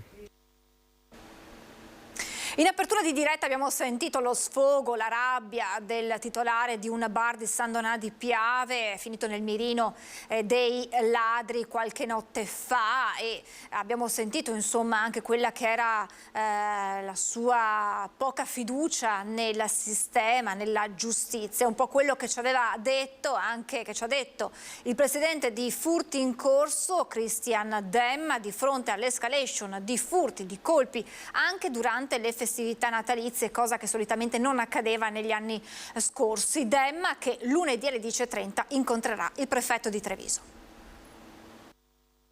Ormai c'è questa: non denuncio, non avviso, dimmi cosa devo fare, dimmi come fare, quindi sta diventando un po' complesso. È per questo proprio che lunedì faremo un incontro al prefetto e vorremmo parlargli anche di questo. Il presidente di Furti in Corso lunedì alle 10:30 incontrerà il prefetto Angelo Sidoti, un faccia a faccia per consegnargli, spiega Demma, simbolicamente le chiavi dell'associazione e continuare quanto iniziato con il suo predecessore, la Ganà. Anche con lui facciamo un'idea di come poter dire ai comuni di adottare anche Furti in Corso come associazione. Quest'anno nessuna tregua nei furti, nemmeno durante il periodo natalizio come accadeva in passato, evidenzia ancora Demma, che in questi giorni è stato sommerso dalle segnalazioni. Sono stati dei video dove c'erano delle persone totalmente a volto scoperto che sono andate 2 o 3 volte a visitare dei residence con una nonchalance tranquilla, proprio per andare a vedere se c'erano telecamere o allarmi. Io continuavo a vedere segnalazioni dalla mattina alla sera di movimenti sospetti, addirittura mi giravano anche dei video di questi ladri e per fortuna ho consigliato di portarli subito alle forze dell'ordine. Sono sempre più i cittadini che decidono di non denunciare o segnalare a polizia e carabinieri movimenti sospetti, spiega il presidente di Furti in Corso. Sappiamo che le forze dell'ordine fanno il possibile e l'impossibile per garantire la sicurezza, ma tra le persone c'è una sfiducia nel sistema. Abbiamo un problema delle famose leggi, quindi non c'è pena, non c'è certezza della pena, c'è l'intasamento dei tribunali. Una sfiducia che rischia di sfociare in una giustizia fai da te. Lo vediamo nelle richieste di acquisto di armi di tutti i tipi, sia che siano giocattolo o no. Il problema è che come noi non sappiamo se stanno usando un giocattolo gli altri, anche loro non sanno se il nostro è un giocattolo, quindi si rischia di avere anche reazioni un po' importanti. All'inizio della prossima settimana verrà chiuso il tratto compreso tra Belluno e Fadalto, Lago di Santa Croce, sull'autostrada A27 Mestre-Belluno, per consentire l'attività di ispezione e manutenzione delle gallerie. Lo rende noto Autostrade per l'Italia. Dalle 22 di lunedì 9 gennaio fino alle 6 di martedì 10 gennaio sarà chiuso il tratto compreso tra Belluno e Fadalto, Lago di Santa Croce, verso Mestre. In alternativa si potrà entrare alla stazione di Fadalto, Lago di Santa Croce, dopo aver percorso la statale 51 Alemagna. Dalle 22 di martedì 10 gennaio alle 6 di mercoledì 11 sarà chiuso il tratto verso Belluno. In alternativa, dopo l'uscita obbligatoria alla stazione di Fadalto, Lago di Santa Croce, si proseguirà sulla statale 51 Alemagna verso Belluno, rientrando sulla 27 allo svincolo di Belluno Cadola. E adesso torniamo alla vicenda della 12enne vittima di bullismo in una scuola di Treviso. Ve l'abbiamo raccontato nei giorni scorsi, vittima di bullismo perché in sovrappeso. Forze dell'ordine, terapeuti in prima linea per affrontare nelle scuole il tema. I casi dopo la pandemia soprattutto sono in costante aumento. Non più un nuovo fronte, ma una stretta attualità di cui occuparsi quotidianamente. È con questo sguardo che tanto le forze di polizia quanto gli specialisti in ambito clinico affrontano il tema bullismo, di cui la nostra emittente vi ha riportato l'ennesimo caso estremo, quello di una 12enne allieva di un istituto trevigiano presa di mira dalle compagne perché in sovrappeso e incitata a gesti di autolesionismo, se non addirittura a togliersi la vita. Testimonianza di un fenomeno che lo psicologo Mirko Casteller collega all'isolamento causato dalla pandemia. Non hanno la percezione del danno fisico, mentale che possono causare all'altro soggetto. Questo viene proprio meno. E quindi questa è la conseguenza di 2 anni e mezzo di lockdown, ma soprattutto di un persistere costante, polemico, alterato, di notevole quantità in termini di tempo nella rete. Queste sono cioè il bullismo oggi non è il bullismo di 5 anni fa. Un problema da risolvere innanzitutto all'interno dell'aula scolastica, dice, non isolando ulteriormente la vittima. tenere lo studente o la studentessa a casa per evitare che subisca atti di bullismo è un aggravare la situazione, non è un migliorarla. Quello che si deve fare invece è affrontare anche nel percorso scolastico in modo diretto quella che è l'aggressione. Rispetto agli atti di bullismo subiti dalla dodicenne trevigiana ancora non è stata sporta denuncia. La presenza negli istituti scolastici in veste di educatori, di rappresentanti delle forze dell'ordine è tornata assidua dopo il Covid anche per contrastare fenomeni come questo. Con il mitigarsi della pandemia siamo ritornati nelle scuole, quindi facciamo incontri nelle scuole dove raccontiamo i pericoli del bullismo, dell'assunzione di stupefacenti, dell'abuso di alcol. Quindi con gli istituti scolastici, col mondo della scuola c'è un dialogo aperto ed è importantissimo. La nostra attenzione, l'attenzione dell'Arma dei Carabinieri e delle altre forze di polizia è massima verso questa particolare fascia della nostra società. E tra pochissimi istanti, con due ospiti che mi raggiungeranno in studio, parleremo proprio di bullismo, ma parleremo anche di giustizia riparativa all'interno delle scuole per capire com'è possibile mettere pace a dei confronti tra i ragazzi, appunto in modo riparativo e non in modo punitivo. Tra pochissimo ne parleremo anche per capire quello che è proprio il fenomeno del bullismo all'interno delle aule scolastiche. Prima però facciamo un salto di 2 giorni e andiamo ad Arcade, dove è tornato dopo 2 anni di stop il tradizionale, il più famoso pane-vin della Marca, un'accensione in ricordo del sindaco Fabio Gazzabin e del locale capogruppo Alpini Nino Cecconato, prematuramente scomparsi. 10.000 persone presenti per questo storico falò. Fabio è qui con noi, come Nino, è proprio qua, io lo sento in mezzo a tutti noi, farebbe festa con noi. Li ha voluti ricordare così Alessandra Cendrone, vice sindaco reggente del comune di Arcade, ieri sera alla 56esima edizione della Pira, simbolo dei pane-vin della Marca. Accanto a lei, di fronte a 10.000 persone, Marilena, vedova del sindaco Fabio Gazzabin, e Franca, moglie di Nino Cecconato, storico capogruppo degli Alpini. Marilena e Franca, che con il governatore del Veneto Luca Zaia hanno acceso la catasta alta quasi 10 metri per un rito che è tornato dopo 2 anni di Covid, non senza polemiche. Vedo un sacco di polemiche sul pane-vin e non sul fumo dei botti nelle città che abbiamo visto in TV. Non ho capito perché loro non inquinano, noi sì. Al di là di tutto una gran festa attorno al fuoco, guardando la direzione delle faville, anche non sapendo bene come interpretarle. Verso nord. E quindi? Porta bene? O male?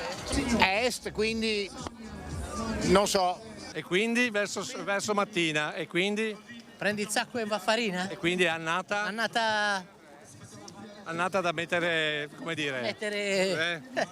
Stanno andando a sera un po'. Quindi? Buon tempo si spera. Quest'anno come sarà? Bello. Ma se stanno andando verso nord-est? Spero che torna indietro. Da Alpino come stanno andando le faville? Hanno detto dove verso sera, ma qua mi sembra che non va mica bene, o no? E quindi da Alpino cosa c'è da pensare? Speriamo bene. Indipendentemente da tutto? Perfetto.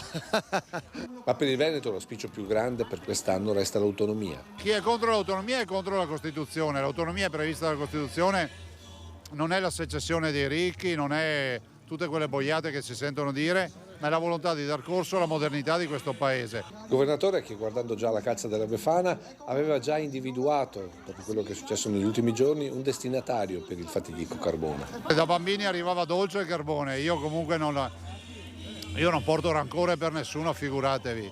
Penso che la vita è troppo breve per poter perdere tempo a dedicare il proprio tempo all'invidia, all'odio o quant'altro. Dopodiché, cosa vuole che le dica? Il tempo è sempre galantuomo.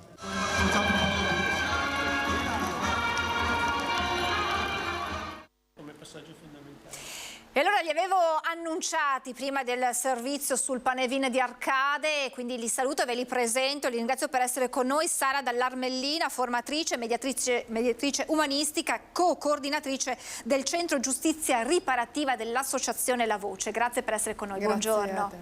Benvenuto e grazie anche all'avvocato Enrico Marignani, avvocato penalista, presidente dell'Associazione La Voce e docente nelle scuole secondarie di secondo grado, scuole superiori per chi ricorda insomma la vecchia denominazione. Grazie ad entrambi. Poco prima del vostro arrivo ho mostrato un servizio che riprende la notizia che abbiamo dato nei nostri telegiornali, quello di un nuovo caso di bullismo ai danni di una ragazzina di 12 anni bullizzata perché in sovrappeso, per la sua forma fisica, mettiamola così. E raccontava lo psicologo che abbiamo sentito che questi casi sono in aumento e lo raccontiamo anche noi purtroppo nelle nostre cronache, soprattutto dopo la pandemia. Chiedo a lei, Sara, e chiedo a lei, avvocato, se riscontrate effettivamente questo aumento di casi di bullismo più o meno gravi, perché si va dalla presa in giro che colpisce psicologicamente e spesse volte insomma, porta i ragazzi a chiudersi in se stessi, alla forma più grave di violenza. Ma sicuramente la pandemia ha aumentato questi episodi. Bisogna fare attenzione anche su come si usa il termine bullismo, nel senso che, come diceva lei, ci sono una serie di gamme di manifestazioni di tensione che normalmente nascono o sono state amplificate da questa compressione che ha provocato la pandemia, sia nei ragazzi, le assistenti sociali e il servizio sociale minorenni ci dicevano in questi anni che nei ragazzi si manifesta prima, negli adulti l'ondata arriva dopo. Per cui i ragazzi che hanno meno filtri spesso manifestano questo disagio, che è un disagio che hanno i bulli, normalmente perché a loro volta hanno vissuto un'ingiustizia, un disagio dentro di loro e che fanno più fatica a convogliare in modo costruttivo nelle relazioni. Quali sono, diciamo così, le cause? È un termine sbagliato. Abbiamo parlato in questo caso ad esempio di forma fisica per questa ragazzina, in altri casi è magari qualche difetto di pronuncia. Cioè, quali sono le scintille che fanno scattare questi episodi di bullismo? Ma i pretesti di molti conflitti spesso sono proprio dei pretesti, perché la fatica fra le due persone è quella magari di condividere qualcosa che pesa ad entrambe in quel momento. E René Girard, un antropologo francese che aveva studiato un po' il ciclo della violenza, ci dimostra e ci mostra proprio questo, come quando si è carichi si cerca normalmente qualcuno di più fragile verso cui scaricare questa tensione. Penso che chi è genitore o chi insomma vive in famiglia sa come questa può essere una dinamica quotidiana non tanto raccontata dai giornali, ma a cui di cui tutti siamo protagonisti, oltre che vittime alle volte. Assolutamente. Avvocato, lei dalla sua esperienza anche di docente, quindi di confronto diretto con i ragazzi, ha notato questa rabbia che alle volte viene fuori sotto queste forme? Ma senz'altro il conflitto è aumentato dopo la pandemia all'interno delle classi e la difficoltà dei docenti oggi è quella di ritornare a ripetere delle regole che in qualche modo sono state dimenticate. Però questa è anche un'opportunità che noi abbiamo per rivedere i nostri piani didattici e anche la capacità di instaurare nuove relazioni in situazioni conflittuali, perché il conflitto non deve essere più visto come un pericolo, ma diciamo noi come un'opportunità. Stare nel conflitto significa cercare strade nuove. Questo è il messaggio che noi oggi all'interno delle classi cerchiamo di trasmettere. E ai genitori delle vittime soprattutto, che spesse volte magari o a volte non denunciano, tengono per loro queste situazioni, cercano di risolvere nell'ambiente domestico, che cosa vi sentite di dire? Che ad ogni conflitto bisogna dare le parole e quindi per poter attraversare i conflitti dobbiamo utilizzare e conoscere le parole giuste. Per trovare le parole giuste non lo possiamo fare da soli, ma dobbiamo farlo assieme ad altre persone, soprattutto in un contesto in cui è possibile esprimere determinate emozioni. Perché evidentemente se io sono in una situazione in cui mi sento giudicato o mi sento in pericolo, non arriverò mai ad esprimere le mie paure. Ma se sono in un contesto in cui mi sento ascoltato, mi sento accolto e anche accompagnato nel mio dolore o nella mia sofferenza o anche nella mia stigmatizzazione, in quel momento io posso aprire una strada diversa, che non è quella del giudizio, non è quella del pregiudizio, non è quella della punizione. Per risolvere queste problematiche, questi confronti nelle scuole tra i ragazzi, sono state create, aperte delle aule di mediazione, l'ultima in ordine del tempo all'Istituto Besta, poi capiremo. Ecco, la prima, e poi capiremo che ce ne sono altre. E allora le chiedo perché si è arrivati a questo e come si è arrivati a formare gli studenti in tal senso e perché la mediazione, quindi la giustizia riparativa, funziona meglio di quella punitiva. Allora, abbiamo messo tanta carne al fuoco, andiamo con ordine. Sì, noi siamo partiti in realtà come mediatori in ambito penale, per cui i primi percorsi li abbiamo fatti al carcere femminile La Giudecca nel 2012. Alcune dinamiche che vedevamo al carcere femminile assomigliavano a quelle che si vedevano fra gli adolescenti a scuola. Scuola e carcere dovrebbero essere luoghi educativi o rieducativi. Quindi lo strumento della giustizia riparativa diventa uno stile, come diceva prima Enrico, per attraversare in modo diverso alcuni momenti critici.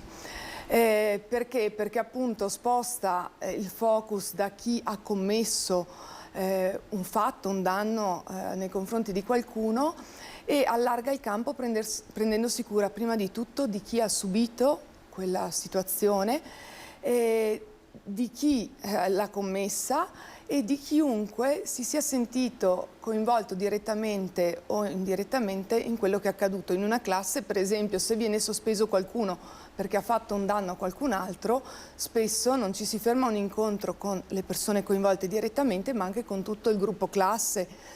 E è un esempio che noi abbiamo intuito, ma poi abbiamo ritrovato in un percorso, per esempio, europeo che abbiamo seguito per 3 anni, dal 2015 al 2018, con l'Istituto Comprensivo di Sacile, in gemellaggio con la Spagna e Villarreal in particolare. Lì, in Spagna da più di 20 anni ormai, formano adulti e ragazzi che aprono poi le aule di mediazione. E lì l'introduzione è stata proprio legata a un fatto che si rendevano conto che la modalità punitiva provocava continuamente una recidiva o spesso una recidiva che portava poi spesso a una dispersione scolastica.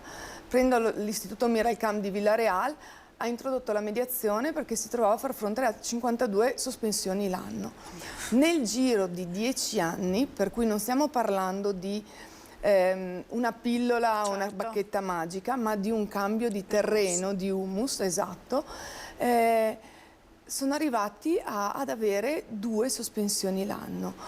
Per portare però la mediazione a scuola, ma anche nelle comunità, noi in questo momento abbiamo un grande progetto con il comune di Mogliano Veneto, per esempio, partiamo però sempre da chi è responsabile di quella comunità. Quindi si entra a scuola solo avendo una dirigenza e un gruppo di insegnanti che per primo vuole mettersi in gioco, in discussione in questo percorso, per poi formare, ho detto, dirigenza, insegnanti, e nel gruppo coinvolgiamo anche i genitori o il personale non docente. In un secondo momento vengono formati dei ragazzi scelti fra chi avrebbe il desiderio di partecipare a questa formazione, cercando di formare un gruppo il più variegato e rappresentativo possibile, e poi adulti e ragazzi collaborano insieme nell'aula di mediazione. Quindi i ragazzi vengono formati per fare da mediatori. Sì. Mi verrebbe da dire da giudici, ma è un brutto termine, troppo forte. Sì. Però diciamo che un po' è questo, ecco. Sì, ecco, noi negli articoli che sono usciti abbiamo un po' tremato leggendo la scritta aula di tribunale a scuola, perché lo spazio di mediazione ha delle regole che i ragazzini e i ragazzi alle superiori, ma appunto ci sono altre scuole anche medie, imparano subito, per cui è un luogo di ascolto, di non giudizio, quindi non possiamo essere giudici, confidenziale, per cui quello che accade nell'aula di mediazione rimane lì, e volontario, per cui nessuno può essere forzato a entrare in mediazione, ma la mediazione è libera e può essere interrotta in qualsiasi momento le parti non si sentano a loro agio in quello spazio. Io lancio un appello ai ragazzi, se ci stanno guardando da casa, io vi aspetto qui in trasmissione un'altra volta perché ci raccontiate che con la vostra esperienza, le vostre storie e anche come si riesce in questo ambito a tirar fuori quello che magari in altre situazioni non si riuscirebbe a viscerare. Sono più bravi loro a raccontarlo. Beh, ma i ragazzi poi hanno una sensibilità, un modo di farlo che noi abbiamo purtroppo, noi adulti abbiamo un po' dimenticato.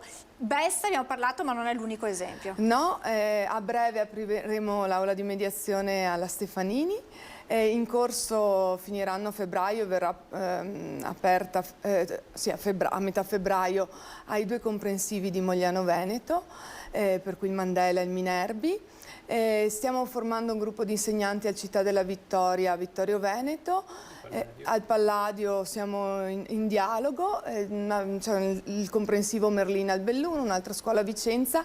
L'origine più antica per noi qui nel nord-est sono le scuole di Sacile, che era partita appunto con questo progetto MEDES, e il comprensivo di Torre a Pordenone, che era partito con un progetto addirittura dell'autorità garante per l'infanzia e l'adolescenza, che già immaginava queste possibilità come strumento di maggior benessere a scuola, l'Istituto Weiss a Trieste, ma poi ci sono altri gruppi anche a Breda di Piave. Abbiamo fatto una formazione con gli insegnanti, all'enologia col convitto coi ragazzi del convitto, e spero di non aver dimenticato nessuno. Sono tutte.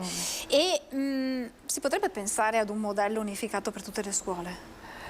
Ecco, cioè che non diventi solo l'eccezione, perché insomma adesso l'elenco si sta allungando, però potrebbe essere ipotizzabile che ci sia un qualcosa a livello, non dico nazionale, però almeno regionale, chiamando in causa magari per l'ufficio... Sì, allora questo è un po' un sogno. Noi sogniamo alla grande. Sì, no, un sogno, ma quando a giugno eravamo al Convegno Internazionale di Giustizia Riparativa, Belinda Hopkins, che è una delle massime esperte europee rispetto alla mediazione scolastica, aveva proprio chiesto: ma in Italia, Sara, potete riuscire a fare qualcosa di unitario?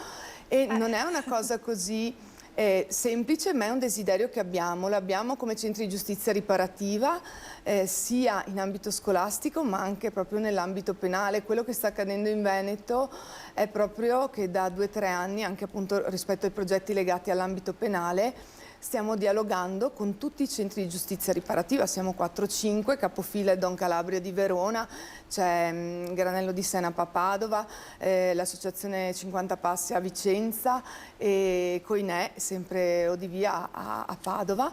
Quindi pian pianino, perché gran parte delle nostre realtà, la nostra sicuramente è un'associazione di base di volontari formati con tutta la competenza che serve, però è l'orizzonte verso cui ci piacerebbe muoverci, assolutamente. Abbiamo capito come si apre, come si crea questa aula di mediazione, quelli che sono gli obiettivi, la formazione che coinvolge tutta la comunità scolastica.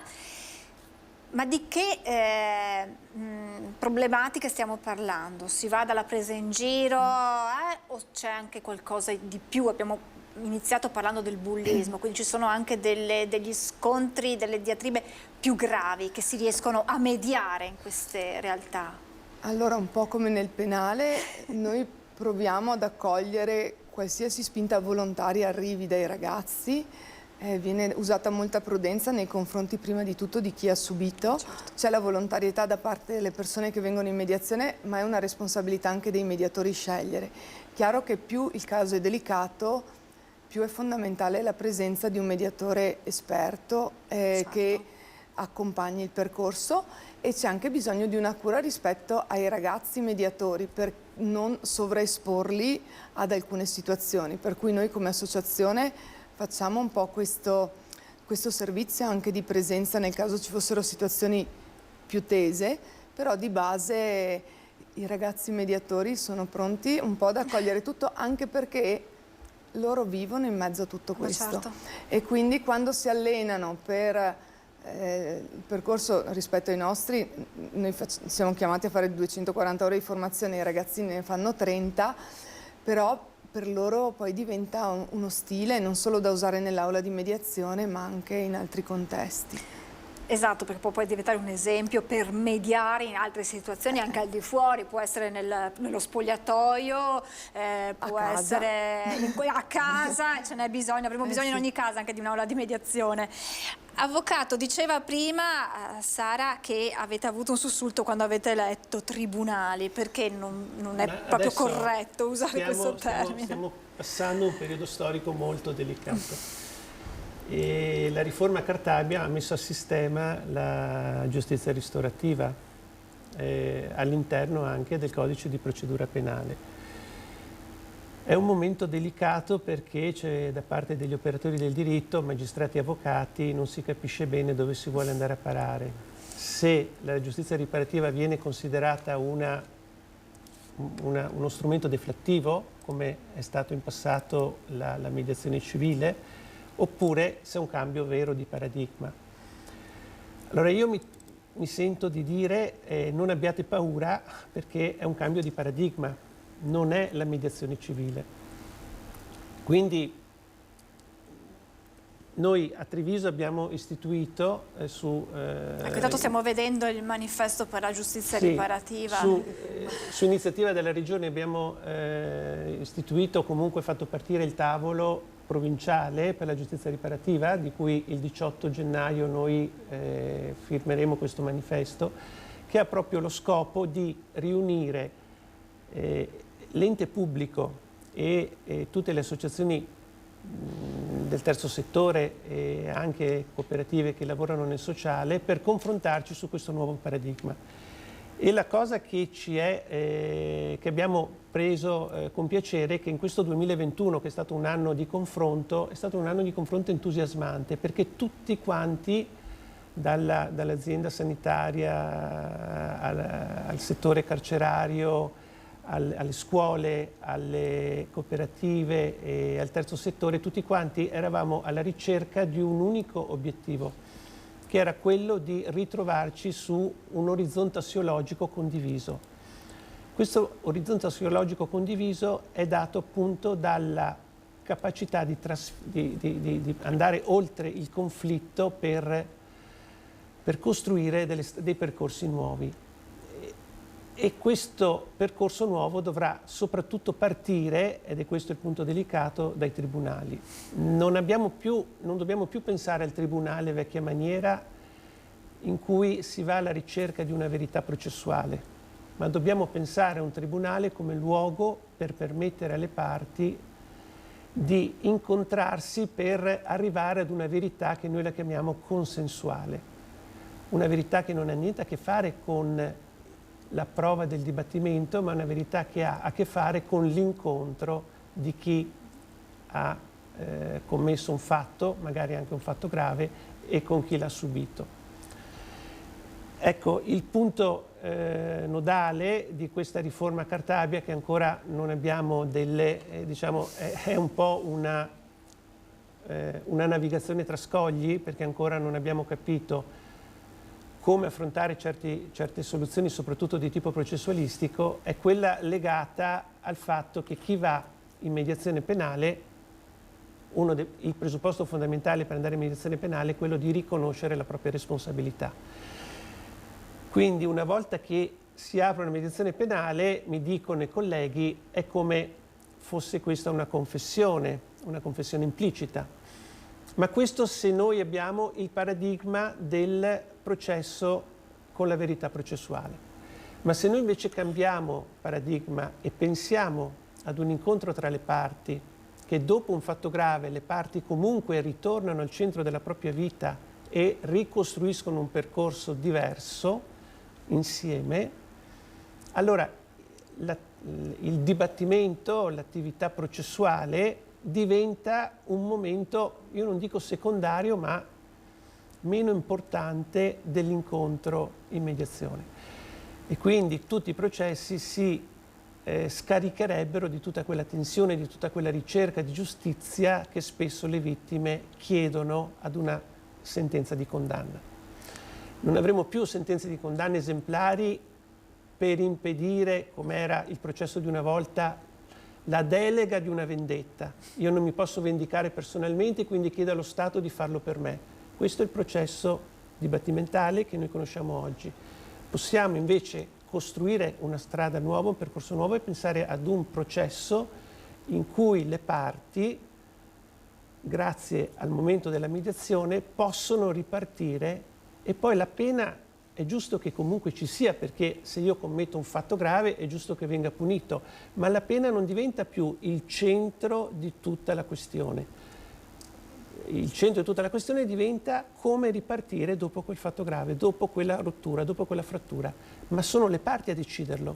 Non siamo né noi avvocati, né i magistrati, né il legislatore, ma le parti che ad un incontro ovviamente che deve essere accompagnato e costruito nel tempo, possono poi trovare percorsi nuovi loro. Abbiamo l'esempio del libro dell'incontro con i terroristi e brigatisti che hanno incontrato le vittime dei loro attentati, ma poi abbiamo anche l'esempio internazionale con la Commissione di Giustizia di Nelson Mandela, in cui anche lì hanno utilizzato questa modalità, ritrovarsi per ripartire insieme. Va quindi cambiato non solo il concetto di tribunale, ma anche quello che è il ruolo degli avvocati, dei magistrati? Assolutamente, dobbiamo pensare a degli avvocati sempre più importanti all'interno della società civile, perché gli avvocati sono i primi mediatori naturali che devono avere una sintonia, quello che dicevo prima, un orizzonte assiologico condiviso con i magistrati. Quando avvocati e magistrati condividono un orizzonte assiologico comune, in quel momento noi creiamo le condizioni per un incontro. Ecco, sul punto c'è molto da fare, perché noi sappiamo che in questo momento la magistratura è soprattutto arroccata su certe posizioni molto dure, soprattutto portate avanti dai pubblici ministeri dell'antimafia, e quindi dobbiamo ritornare sui nostri presupposti per fornire delle nuove possibilità a chi arriva. L'ultima domanda che le faccio è: in che altri ambiti, che altre sfide la vostra associazione La Voce è impegnata? Beh, allora c'è il settore carcerario, in cui noi speriamo di attivare delle nuove, anche lì dei percorsi di giustizia riparativa, perché la giustizia riparativa non è solo nel corso delle indagini o durante il processo, ma anche nell'esecuzione di una pena. E come diceva Sara, un grande sogno su cui stiamo lavorando è quella di costruire una rete di mediatori minorenni che provengono da scuole di diversa provenienza, perché poi la formazione è permanente nella misura in cui noi ci formiamo incontrando persone che fanno il nostro cammino. E condividere un cammino insieme è già quello un momento formativo molto alto, e a noi ci piacerebbe come associazione istituire un campus estivo in cui dare la possibilità a questi ragazzi di incontrarsi per condividere le esperienze fatte durante l'anno e progettare come andare avanti per i prossimi anni.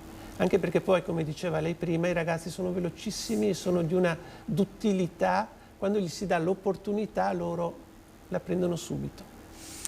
Noi abbiamo finito il tempo a disposizione, io però vi do un nuovo appuntamento portando i ragazzi, in modo da fare anche noi da Cassa di Risonanza per far sentire la loro voce, il loro bisogno di essere ascoltati, perché spesse volte noi adulti per convenienza ci tappiamo le orecchie, ma loro hanno voglia di parlare, di raccontarsi e sono disponibili. Immagino questa idea del campus è davvero una cosa molto molto bella, e se doveste riuscire noi siamo qua a disposizione per raccontarlo. Grazie davvero a Sara Dall'Armellina, formatrice e mediatrice umanistica, grazie all'avvocato Enrico Marignani, presidente dell'associazione La Voce. Grazie davvero per averci raccontato questa esperienza. Noi ci fermiamo per la pubblicità tra poco. Grazie. Grazie a lei.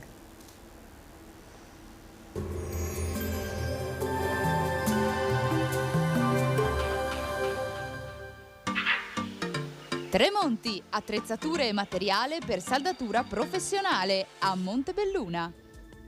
Bentrovati al meteo. Pressione atmosferica in diminuzione nel weekend, il tempo peggiorerà, ma sabato 7 gennaio sarà ancora buono. Vediamo insieme il dettaglio. Sul Veneto ancora diffusa presenza di foschie, nebbie e nubi basse, localmente saranno anche fitte e persistenti. Cielo comunque piuttosto nuvoloso dappertutto, come ci mostra la nostra grafica, con qualche possibile schiarita in montagna. Non è escluso qualche piovasco alla sera. Temperature stazionarie minime tra 0 e 7 gradi, massime invece comprese tra i 5 e gli 8 gradi all'incirca.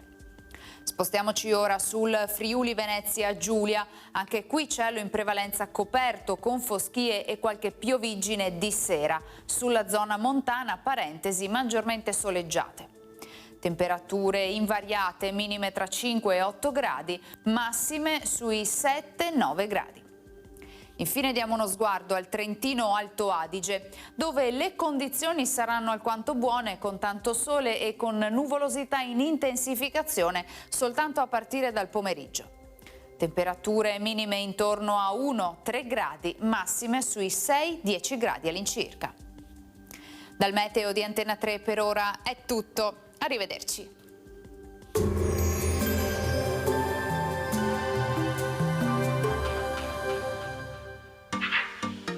Tremonti, attrezzature e materiale per saldatura professionale a Montebelluna.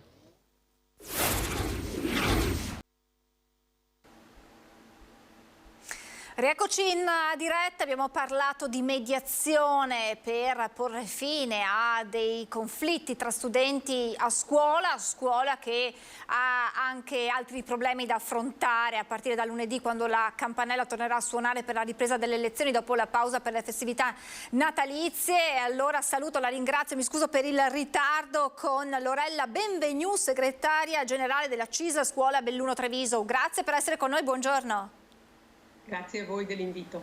Allora, c'è un allarme ed è, insomma, ormai lo conosciamo benissimo, perché con ogni anno scolastico si ripropone, ed è quello delle cattedre vuote. Per quanto riguarda la Marca ci sono numeri preoccupanti che hanno costretto ad una chiamata ulteriore, e vedremo che cosa accadrà da lunedì, ma rischiamo di avere ancora insomma, lezioni che non si possono fare e docenti ordinari costretti agli straordinari. Sì, è assolutamente vero. Allora, per capire un po' come mai siamo in questa situazione, che purtroppo continua a ripetersi anno dopo anno, dobbiamo un po' fare riferimento a quello che è il vero capodanno della scuola, cioè il 1° settembre. Il 1° settembre noi abbiamo iniziato la scuola con tantissime cattedre vuote, tant'è vero che, anche se abbiamo la memoria un po' corta, penso che tutti ricorderanno che in provincia di Treviso, ma in generale un po' in tutto il Veneto, abbiamo avuto scuole che hanno proseguito per alcune settimane con orari ridotti o senza poter far partire il tempo pieno. Perché si verifica questa cosa? È un problema di programmazione sostanzialmente. Se si ritorna indietro a luglio, quando cioè viene definito quello che è il contingente per le immissioni in ruolo, se andiamo a vedere il dato nazionale prevedeva 94.000 immissioni in ruolo, per il Veneto 9.900, per la provincia di Treviso 990. Di queste 94.000 immissioni in ruolo ne sono state fatte 42.000. Vuol dire che 51.000 posti sono rimasti vuoti. Per la provincia di Treviso, dei quasi 1.000 che erano papabili per le immissioni in ruolo, sono stati coperti soltanto la metà, 494. Perché? Non perché manchino insegnanti di per sé, anche in parte su alcune classi di concorso ne mancano, ma per altre situazioni il problema è la modalità di reclutamento che l'amministrazione si ostina a voler mantenere soltanto attraverso la procedura concorsuale. La CISL Scuola, insieme alle altre organizzazioni sindacali, sta dicendo ormai da anni che questa modalità non è più sufficiente. Bisogna tener conto anche dei docenti che stanno lavorando da anni all'interno della scuola e che hanno necessità di essere stabilizzati per rispetto nei loro confronti, ma soprattutto perché il sistema ne ha necessità. E quando dico questo vorrei evitare i giudizi superficiali che sono stati dati nei confronti delle organizzazioni sindacali che chiedevano appunto questo doppio canale di reclutamento, dal concorso per permettere ovviamente ai neolaureati, alle forze fresche di mettersi in gioco, ma anche da chi ha esperienza. La superficialità che abbiamo riscontrato è stata quella di chi tante volte ha detto ma i sindacati vogliono una sanatoria. Non è così, assolutamente, anzi come C-Scuola teniamo moltissimo alla formazione degli insegnanti e alla professionalità degli insegnanti, però è indubbio che dobbiamo dare stabilità al sistema. A settembre, anzi a metà di agosto, i posti che dovevano essere coperti attraverso le procedure di nomina, attraverso le cosiddette GPS, le graduatorie provinciali, quelle in capo all'ufficio scolastico, erano 1500. Stiamo parlando di un organico di 9.000 docenti. 1.500 su 9.000 docenti sono un numero assurdo che non permette la qualità del sistema. Se poi andiamo a vedere quelle che sono state, e cito dati ufficiali, dati dall'ufficio scolastico di Belluno, quelle che sono state effettivamente poi le nomine che sono state fatte, parliamo di 2.544 nomine. In turni diversi, l'ultimo turno è quello a cui accennava lei prima, perché siamo arrivati a 14 chiamate, 14 turni fatti dall'ufficio scolastico, senza contare tutte le chiamate per le supplenze più o meno brevi, ma che sono di competenza delle scuole. Quindi è un sistema che in questo modo non può andare avanti, ovviamente. Avete un'idea di quanti sono i professori che mancano? Mettiamo da lunedì quante cattedre effettivamente resteranno vuote per la provincia di Treviso, anche Belluno eventualmente se ci sono dei dati, una stima perlomeno.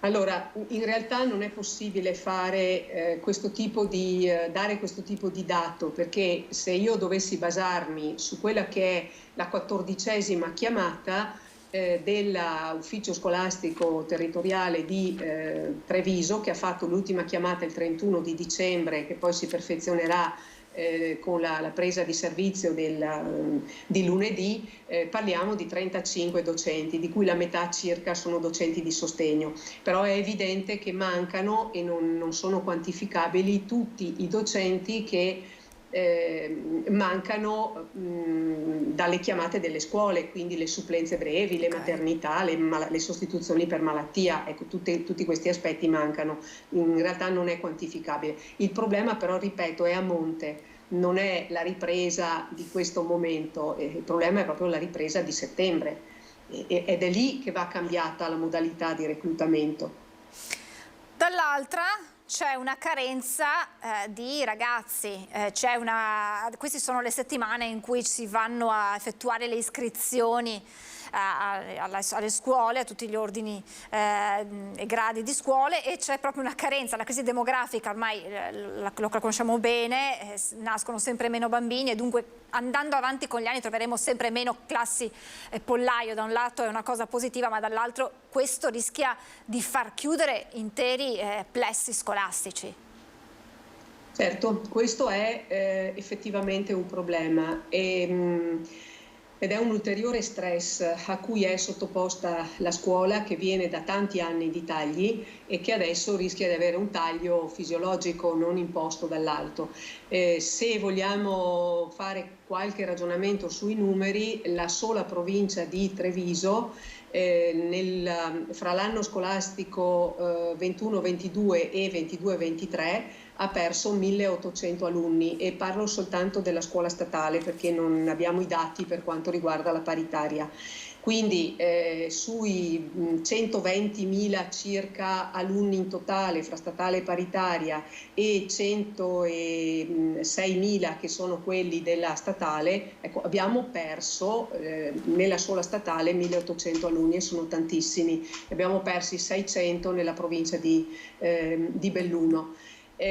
Sì, questo pone indubbiamente un problema e c'è una riflessione che va sicuramente fatta. La cosa molto importante che va fatta però, ed è l'appello che come CISL Scuola abbiamo rivolto al Ministro dell'Istruzione, è che nel rispondere alla denatalità non si debba rispondere con la logica dei tagli, ma con quella della personalizzazione dell'offerta formativa. Lei ha detto bene prima, i nostri ragazzi diventano sempre meno e quando una, passatemi il termine, merce diventa rara, dobbiamo trattarla veramente con grande attenzione. I nostri ragazzi sono preziosi, sono cristalleria.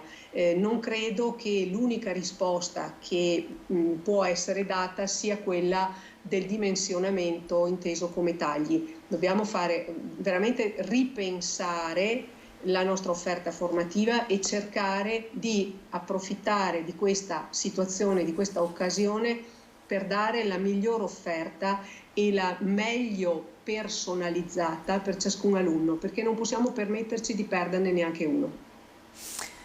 E quindi una scuola che va rivista. E per quanto riguarda la manovra, che interventi sono stati previsti per la scuola? Oibò. O meglio, mettiamola così, per quanto riguarda gli stipendi dei docenti che spesso insomma sono alla base anche di manifestazioni, di scioperi che vengono indetti, a che punto siamo con l'adeguamento?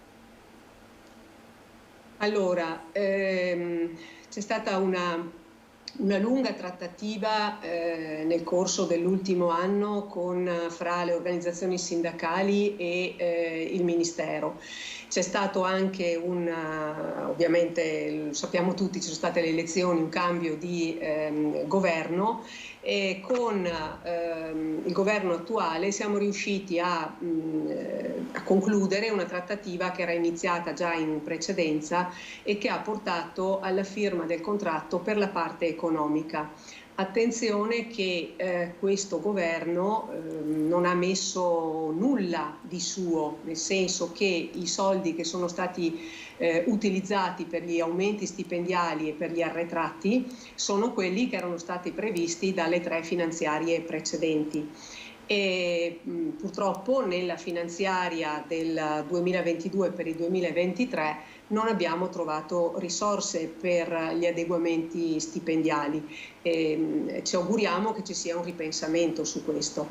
Adesso si apre comunque tutta la partita molto importante anche del rinnovo contrattuale sulla parte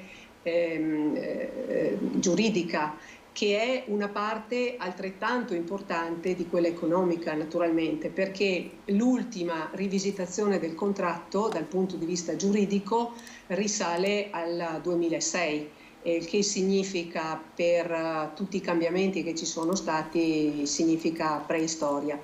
Ecco, noi speriamo davvero che ci sia che venga accolto l'appello del Presidente della Repubblica, che nel bellissimo discorso di fine anno ha proprio richiamato il fatto che uno dei nostri 3 obiettivi è proprio la formazione, il lavorare sulla formazione. Senza questo investimento sulla formazione rischiamo di perdere l'occasione anche di poter investire bene i fondi del PNRR, che pure ci sono tanti, ma per quanto riguarda la scuola perlomeno incidono poco sul personale, più che altro incidono sulle strutture, che è una buona cosa, ma è come se io avessi una mega piastra chirurgica ma non avessi il chirurgo da metterci dentro. Se non ho il personale formato, competente, capace e presente fin dal primo giorno, posso avere le migliori strutture di questo mondo, ma di sicuro la scuola non funziona. battuta, collegandomi a quanto abbiamo parlato prima con i miei ospiti, quello del tema del bullismo all'interno delle scuole.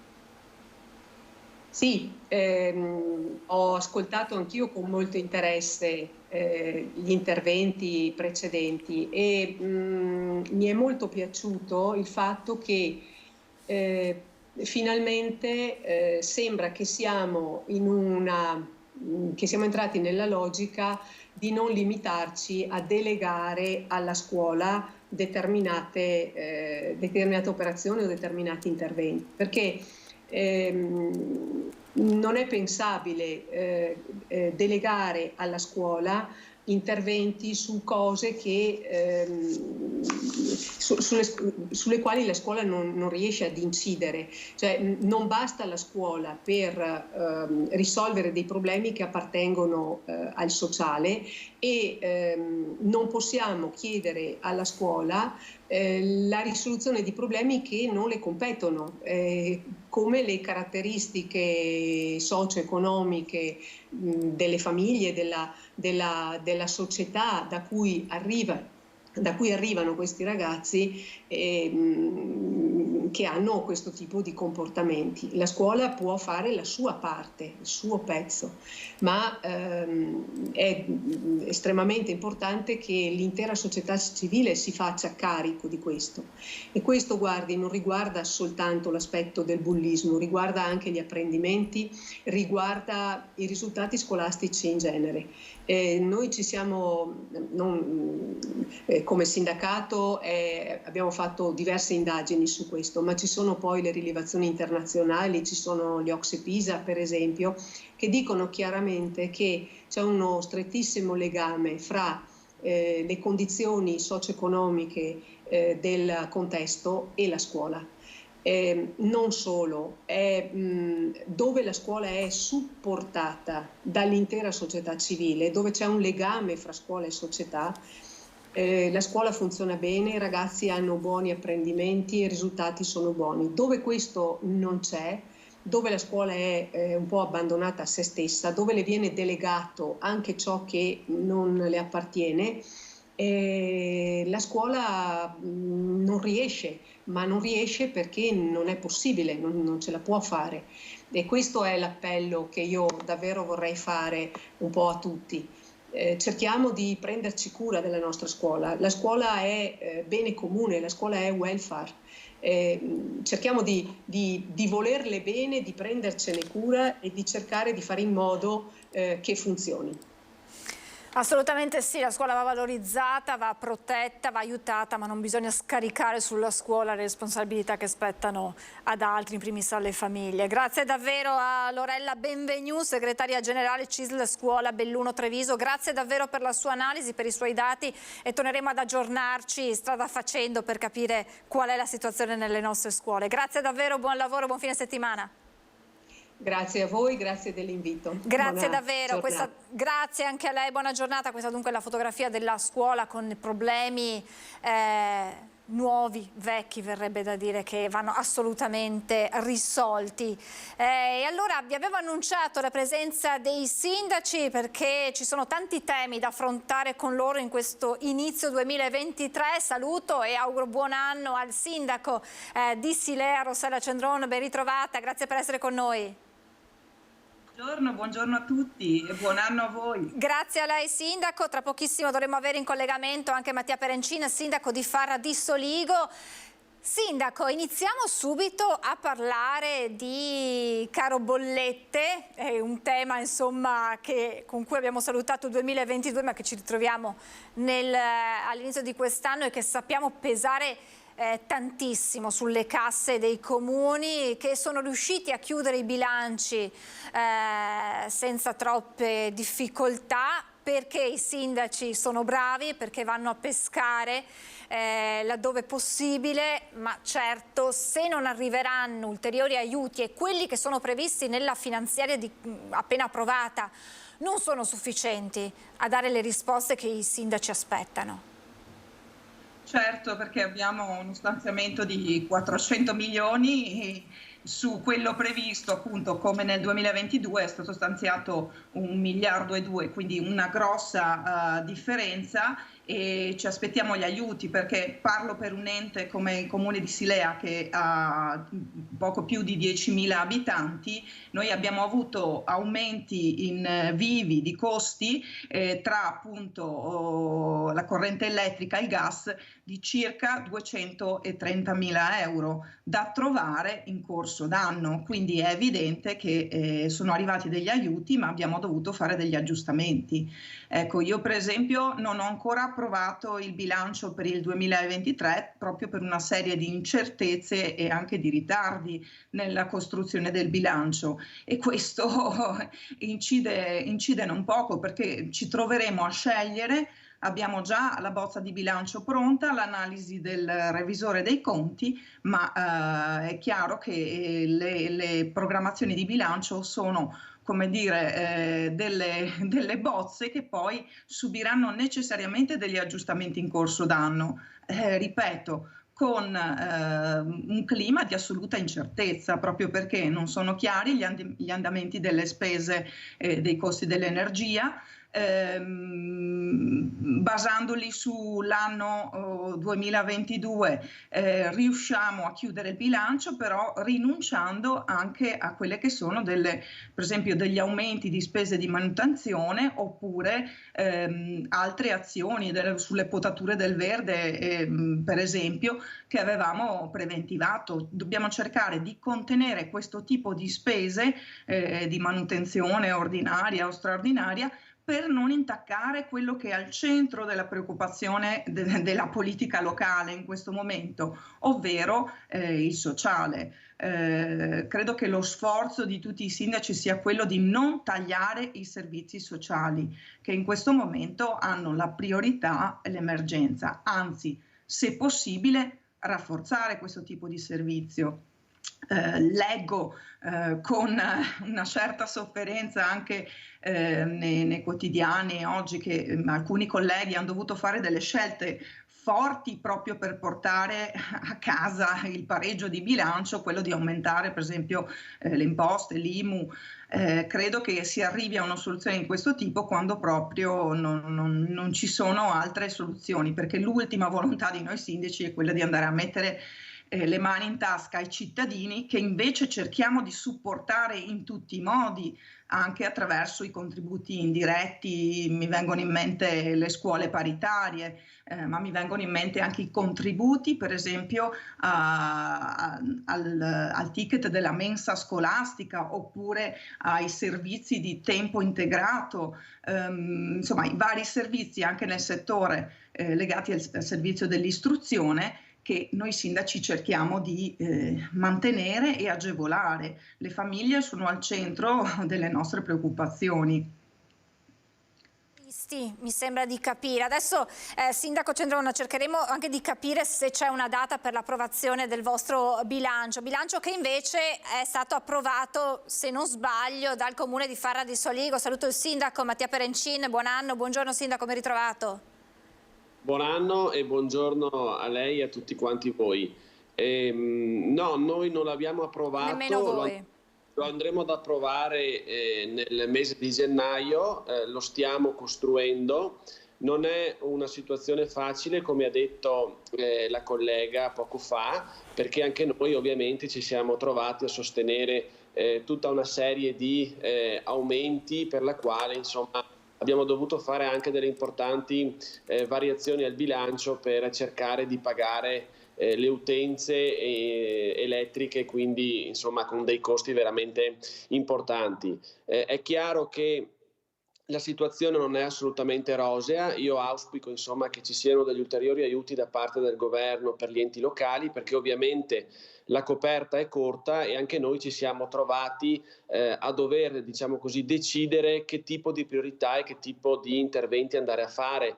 Quindi abbiamo fatto aspettare tutta una serie di interventi legati ad asfaltature, piuttosto che ad eventi culturali, piuttosto che alla sistemazione anche del piccolo campo da tennis che abbiamo, proprio per cercare di arginare e di pagare queste bollette. Quindi la situazione è molto complessa. Usciamo usciamo tra l'altro anche da 2 anni molto difficili per tutti e quindi questa ulteriore, diciamo così, batosta in termini di aumenti non ci voleva.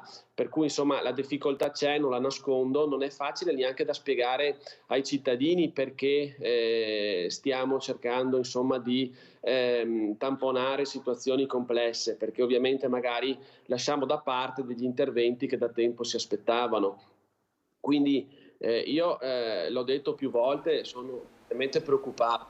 È chiaro che quanto riguarda la questione del sociale, che è un altro tema molto importante per la quale noi comuni abbiamo molto appoggio, anche quello non può rispondere che i casi siano sicuramente aumentati, c'è sempre più gente che viene a bussare ai servizi sociali e quindi anche su quel tema lì stiamo cercando insomma di attuare delle politiche in aiuto ai nuclei familiari. Noi abbiamo appena deliberato in giunta un ulteriore anche stanziamento di 40.000 euro per le scuole dell'infanzia, così come circa 15.000 euro che daremo alle coppie che hanno figli che andranno all'asilo nido. Quindi insomma stiamo mettendo in campo anche politiche di questo tipo per cercare di aiutare, dare un ulteriore aiuto alle famiglie. Ovviamente una buona parte dei soldi che pensavamo invece di impegnare per altre attività purtroppo li abbiamo usati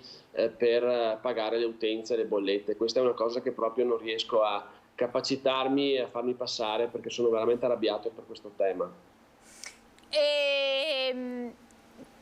Per quanto riguarda, Sindaco, questo tema, che prospettive ci sono? Ma allora io mi auguro che ci arrivino degli aiuti, perché se il trend degli ultimi mesi viene confermato e quindi gli aumenti continuano, saremo veramente in difficoltà nel far quadrare i bilanci, perché per ora i comuni in qualche maniera ci sono riusciti tralasciando interventi, opere pubbliche e posticipandoli di fatto. Però non so per quanto ancora riusciremo ad andare avanti, per quanto ancora potremo farcela, perché ripeto, io avrei anche, se fossimo stati in un regime normale, diciamo così, il bilancio lo avrei già approvato lo scorso anno, quindi nel dicembre del 2022, così come l'ho approvato nel dicembre del 2021. Invece quest'anno andiamo già al mese di gennaio con tutti annessi e connessi, quindi insomma io mi auguro che ci sia un intervento sostanzioso, perché gli enti locali sono veramente in grossa difficoltà. Sindaco Cendron, lei ha parlato, lei intanto le chiedo, avete un'idea di quando approverete il bilancio? Il collega Perencin dice entro gennaio.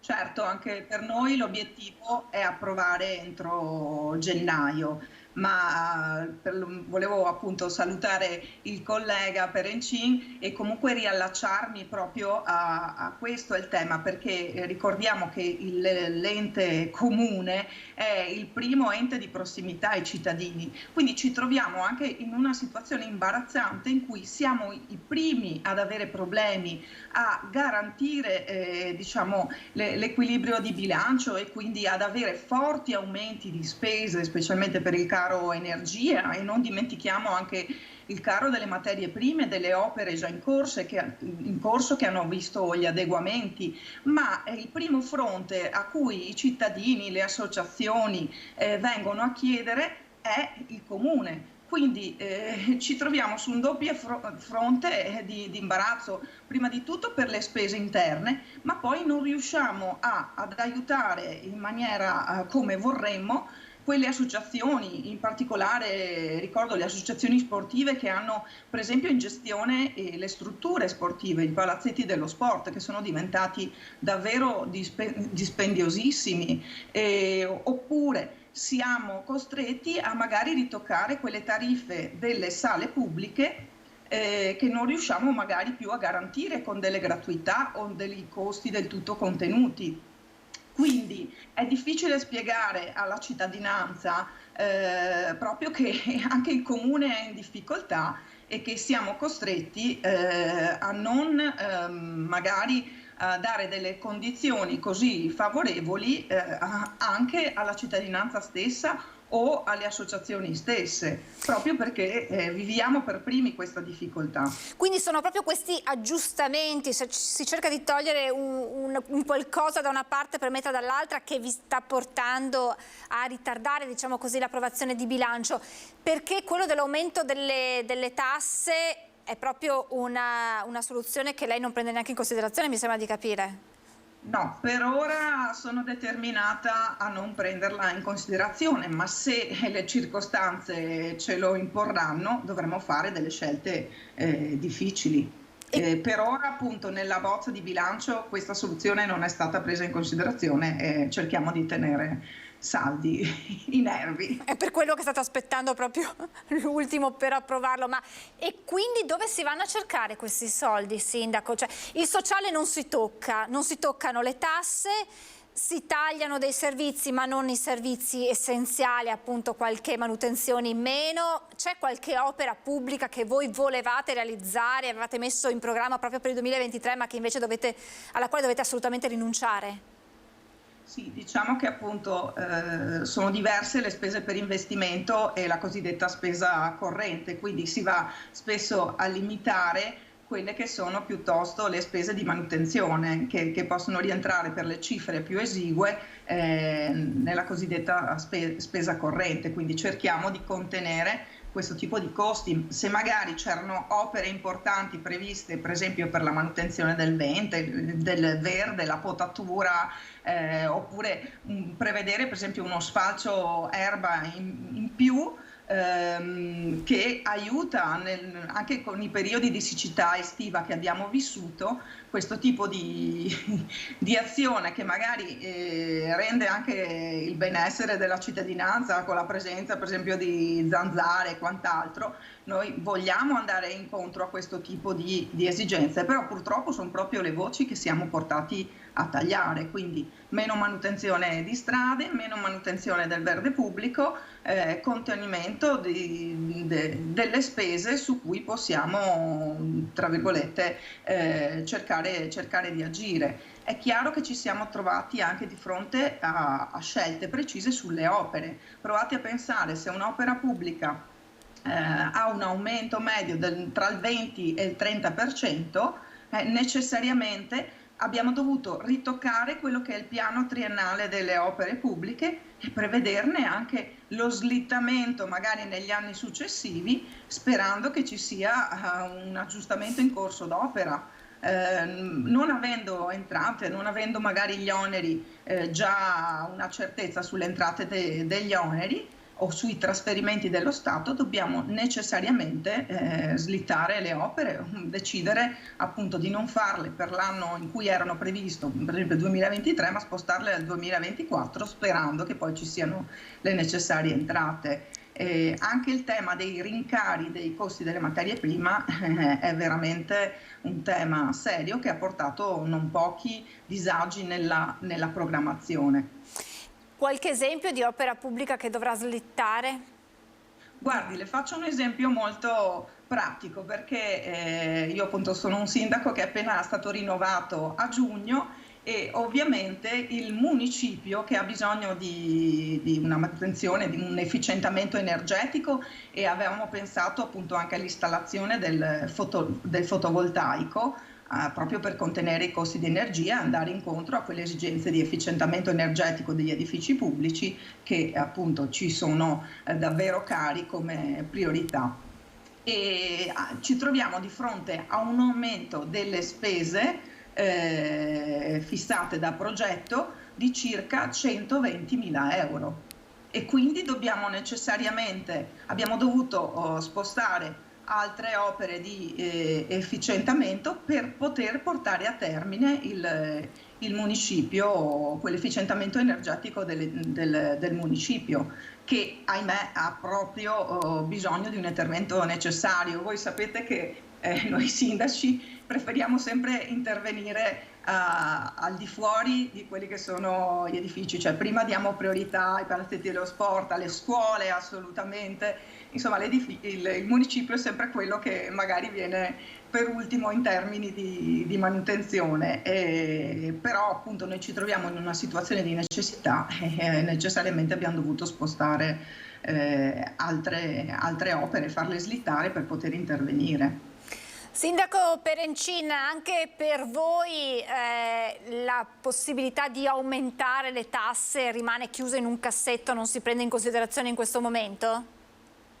Sì, assolutamente non la prendiamo in considerazione, anche perché per ora in qualche maniera ce l'abbiamo fatta. Ecco. È chiaro che, come dicevo, la situazione non è facile, però neanche in questa fase qui, in questo momento qui, dove anche le stesse famiglie, le aziende sono in grossa difficoltà, andare a mettere, diciamo così, le mani in tasca ai cittadini non è la soluzione migliore e ottimale. Noi, come dicevo prima, solamente per far fronte agli aumenti dell'ultimo trimestre, diciamo così, abbiamo fatto una variazione sul bilancio di 177.000 euro, una cifra importante che abbiamo preso come? L'abbiamo preso dall'avanzo di amministrazione e di fatto, come dicevo, tagliando quelli che potevano essere degli interventi che avevamo in programma di andare a fare. Mi viene in mente la sistemazione del campo da tennis di Fara di Soligo, piuttosto che la realizzazione di un piccolo spogliatoio nella frazione di Soligo. Quindi sono tutte quanti degli interventi che da 50, 60, 70 mila euro che abbiamo deciso per ora di sospendere ed eventualmente di riprogrammare per il 23 o per il 24. Teniamo presente che io ho la nuova scuola primaria da realizzare e, come diceva la collega prima, anche i costi delle materie prime sono aumentate. Il prezzo ovviamente totale è aumentato di circa 300-400 mila euro. Quindi anche fare programmazione per quanto riguarda gli enti pubblici, per i lavori pubblici, iniziano a essere veramente molto, molto difficile, perché l'ente pubblico ha una programmazione non come nel privato molto veloce, ma è molto lunga anche a livello burocratico, e quindi riuscire anche a prevedere quelli che possono essere gli ulteriori costi, gli ulteriori aumenti, questo crea veramente una grossa incertezza anche al nostro interno. Quindi non è facile programmare in questa fase, in questo frangente. Io insomma con gli uffici ormai non passa giorno che non facciamo il punto della situazione per capire anche come è il bilancio e come possiamo costruire il bilancio e quali sono anche le prospettive future. E vi dico la verità che molto spesso navighiamo a vista, perché non sappiamo come potrà succedere, come potrà evolversi la situazione da qui ai prossimi mesi. Per cui io insomma auspico entro il 30 di gennaio di riuscire ad approvare il bilancio del Comune. Nel caso in cui non ce la facessi, lì poi valuteremo di conseguenza. Però, ripeto, non è una situazione rosea, non è una situazione facile. Se poi ulteriormente qualcuno ci viene a mettere ulteriori balzelli e io sa che ho il dente avvelenato anche per quanto riguarda gli extra profitti, allora lì veramente siamo all'assurdo, perché con una mano lo Stato ci dà il sostegno e con l'altro ce lo toglie, perché io a fronte del decreto aiuti, uno degli ultimi, mi hanno dato circa 35-38 mila euro, dall'altra parte lo Stato con gli extra profitti me ne ha chiesti indietro 35 mila. Quindi veramente alle volte rasentiamo l'assurdo e anche chi fa le normative non ha ancora capito che deve dialogare molto di più con i comuni e sentire qual è il polso della situazione e la realtà dei fatti, perché la politica spesso è molto distante da quelli che sono i territori e da quelle che sono le esigenze dei cittadini. I municipi sono la prima linea del fronte ed è ora che qualcuno inizi ad ascoltare un po' di più i sindaci dei piccoli e medi comuni. Due domande flash, Sindaco, perché ho la pubblicità. Prima è se ci sono novità per quanto riguarda, anzi, prima è se riuscirete a completare, a fare questa nuova scuola alla luce dei rincari, di questo aumento così importante dei costi. Beh, quello è l'obiettivo e quello la si andrà a fare sicuramente. È chiaro che così come per tutte le altre opere pubbliche che ho in programma, dalla ciclabile di via Castelletto col San Martino, dall'efficientamento energetico delle altre scuole, sono tutte in programma, però ovviamente con un punto di domanda, perché se la situazione non ha un freno, è chiaro che anche noi arriviamo fino a un certo punto, dopodiché qui si esplode. per cui è inutile star qui a nascondersi dietro un dito. Non è facile e ripeto, la coperta è corta perché poi ci sono tante altre cose che vengono a sommarsi e tante anche altre priorità che magari neanche noi abbiamo ancora la contezza di quale possono essere. Sugli extra profitti ci sono novità? Si smuove qualcosa?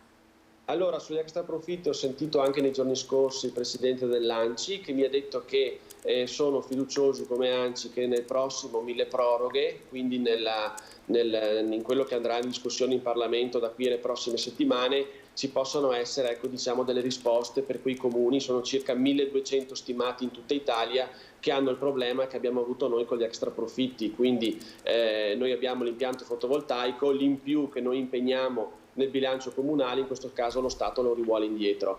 Per noi sono 35.000 euro, ma per altri comuni della provincia di Treviso sono molti di più. Quindi mi è stato detto ancora di attendere un attimo per capire se verrà recepito qualcosa dal decreto milleproroghe, quindi che vadano, diciamo così, ad esonerare i comuni come il nostro nel pagamento di questo del balzello, però ad ora io ancora non ho pagato e non ho neanche intenzione di pagare, così come molti altri miei colleghi con la quale insomma abbiamo deciso di tenere questa linea, perché la trovo veramente una cosa ingiusta e una presa veramente per i fondelli, scusatemi il termine. Ci fermiamo per la pubblicità, a tra pochissimo.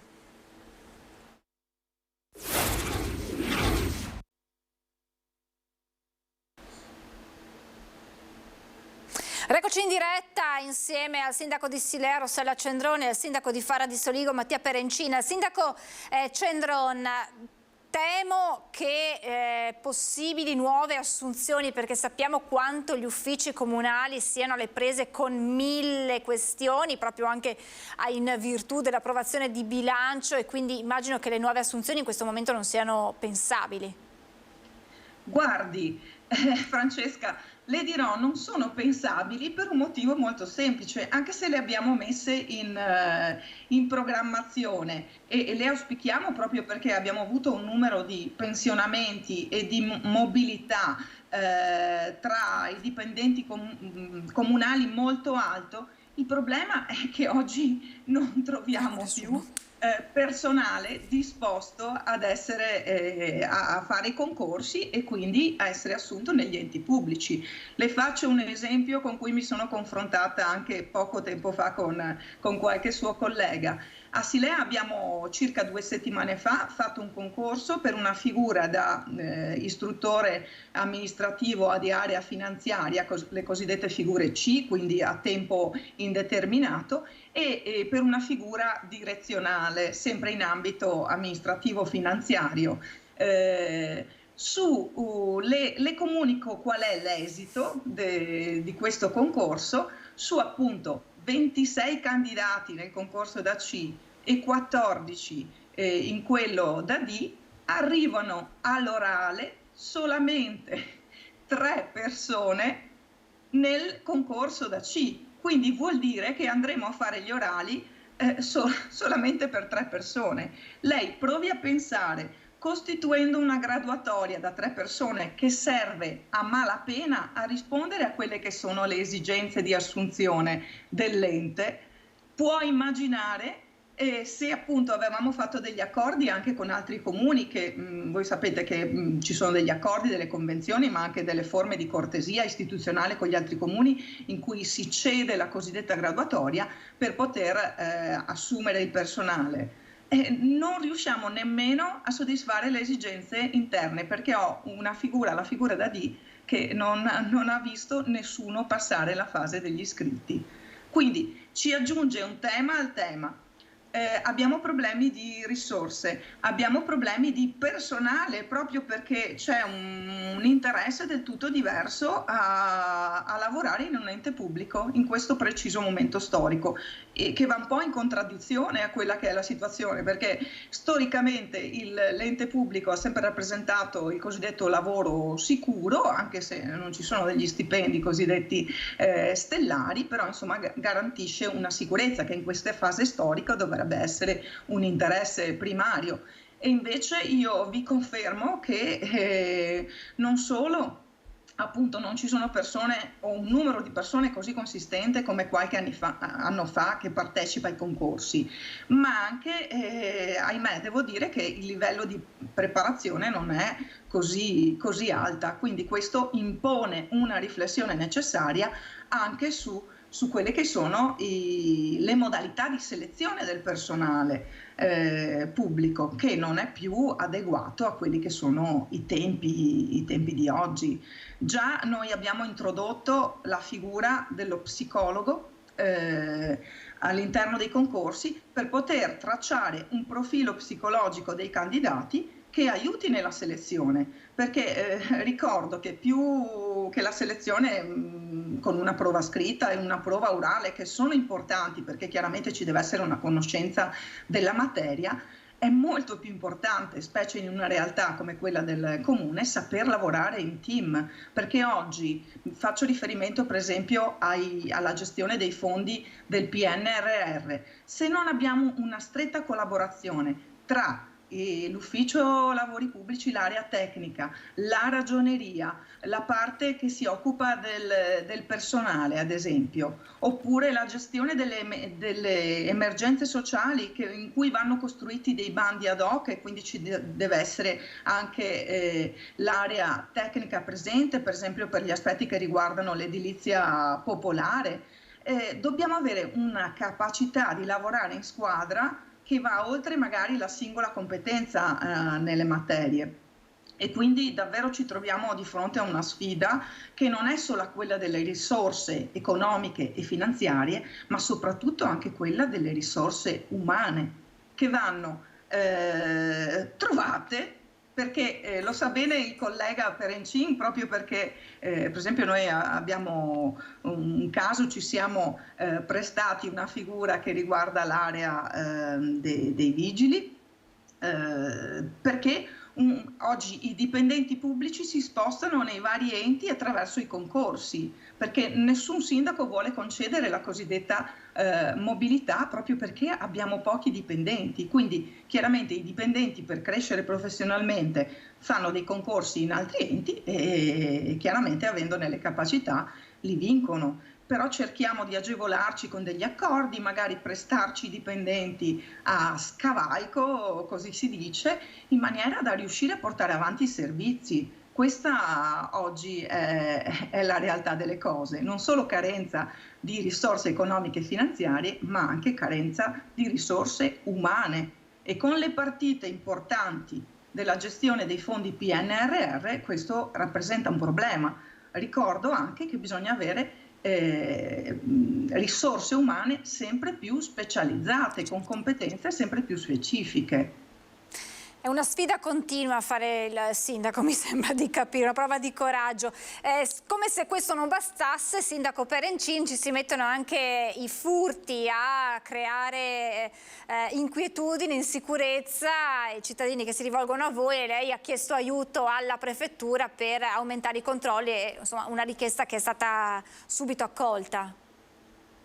Sì, io ho avuto qui nel mio comune, ma anche nei comuni della zona, un'escalation, diciamo, nel mese di dicembre di furti. I primi giorni dell'anno, il 3 di gennaio in particolare, a seguito dei 6 furti che hanno fatto la notte di Capodanno, ho scritto a prefetto, comandante provinciale dei Carabinieri e questore, ho scritto chiedendo che ci fossero più controlli, più forza dell'ordine, perché ovviamente la gente iniziava ad aver paura, e quindi ho preso carta e penna. Devo dire che c'è stata una risposta fin da subito da parte del prefetto e anche da parte del comandante dei Carabinieri, con il quale ho fatto il punto proprio nei giorni scorsi, e devo dire che la presenza si è vista anche in queste ore con un aumento di forza dell'ordine non solo nel territorio di Fara di Soligo, ma in tutto il quartiere del Piave e tutta la vallata. Purtroppo questo è un fenomeno ciclico, nel senso che l'orario dalle 5 alle 8 di sera nella fascia, quella di questi mesi con l'imbrunire, questi malviventi si divertono a fare razzia, purtroppo, Noi abbiamo anche implementato tutto un sistema di videosorveglianza, e quindi anche i carabinieri stanno facendo tutte le indagini, tutte le verifiche del caso. L'unica cosa che avremmo veramente bisogno è sostanzialmente la certezza della pena, perché per quanto noi diciamo ai cittadini di segnalare, per quante segnalazioni ci possono essere, questi comunque continuano ad agire indisturbati, e se ci fosse la certezza della pena, che ormai ne sentiamo parlare quotidianamente, probabilmente qualcuno ci penserebbe 2 o 3 volte prima di entrare in casa e portare via dei preziosi o dei ricordi affettivi. Quindi veramente è una situazione anche questa che ha dell'assurdo, perché paradossalmente questi riescono a farla sempre franca e ad essere, diciamo così, impuniti. Io ho però grossa fiducia nelle forze dell'ordine, su questo ho espresso anche il mio ringraziamento alla prefettura e ai carabinieri per la costante presenza che hanno nel nostro territorio. Non è facile perché sono territori molto grandi, molto estesi, però devo dire che la presenza in questo caso si è vista e la risposta anche. Sindaco Cendron, sul fronte sicurezza qual è l'impegno per quanto la riguarda e qual è la situazione? Ho pochi minuti, 1 minuto. Velocissima, appena terminato di implementare con una nuova tranche il nostro sistema di videosorveglianza in una zona centrale di Silea, appunto, investiti quindi ulteriori 18.000 euro nel sistema di videosorveglianza, proprio per aiutare le forze dell'ordine e garantire la sicurezza.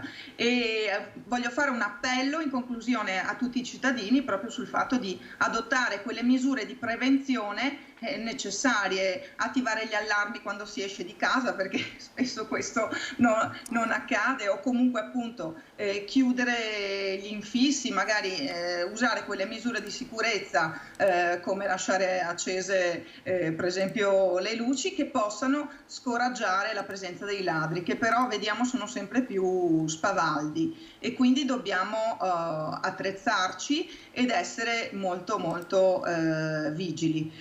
Una battuta, Francesca, sul fatto che però con la riforma in corso anche le forze di polizia o comunque le forze di sicurezza sono in difficoltà, perché ci deve essere sempre la denuncia da parte del privato, nel caso di furto ad esempio. Quindi davvero un appello alla sicurezza di tutti i cittadini, per preservare la sicurezza e per poter agire. Le forze dell'ordine hanno bisogno della denuncia del cittadino. Cerchiamo di denunciare sempre, anche per avere la correttezza del dato, perché succede spesso che sembra che ci siano i furti in diminuzione, invece il dato reale è che magari la gente non si preoccupa di denunciare per anche una sfiducia. Un appello a tutta la cittadinanza a denunciare sempre furti e altri atti vandalici.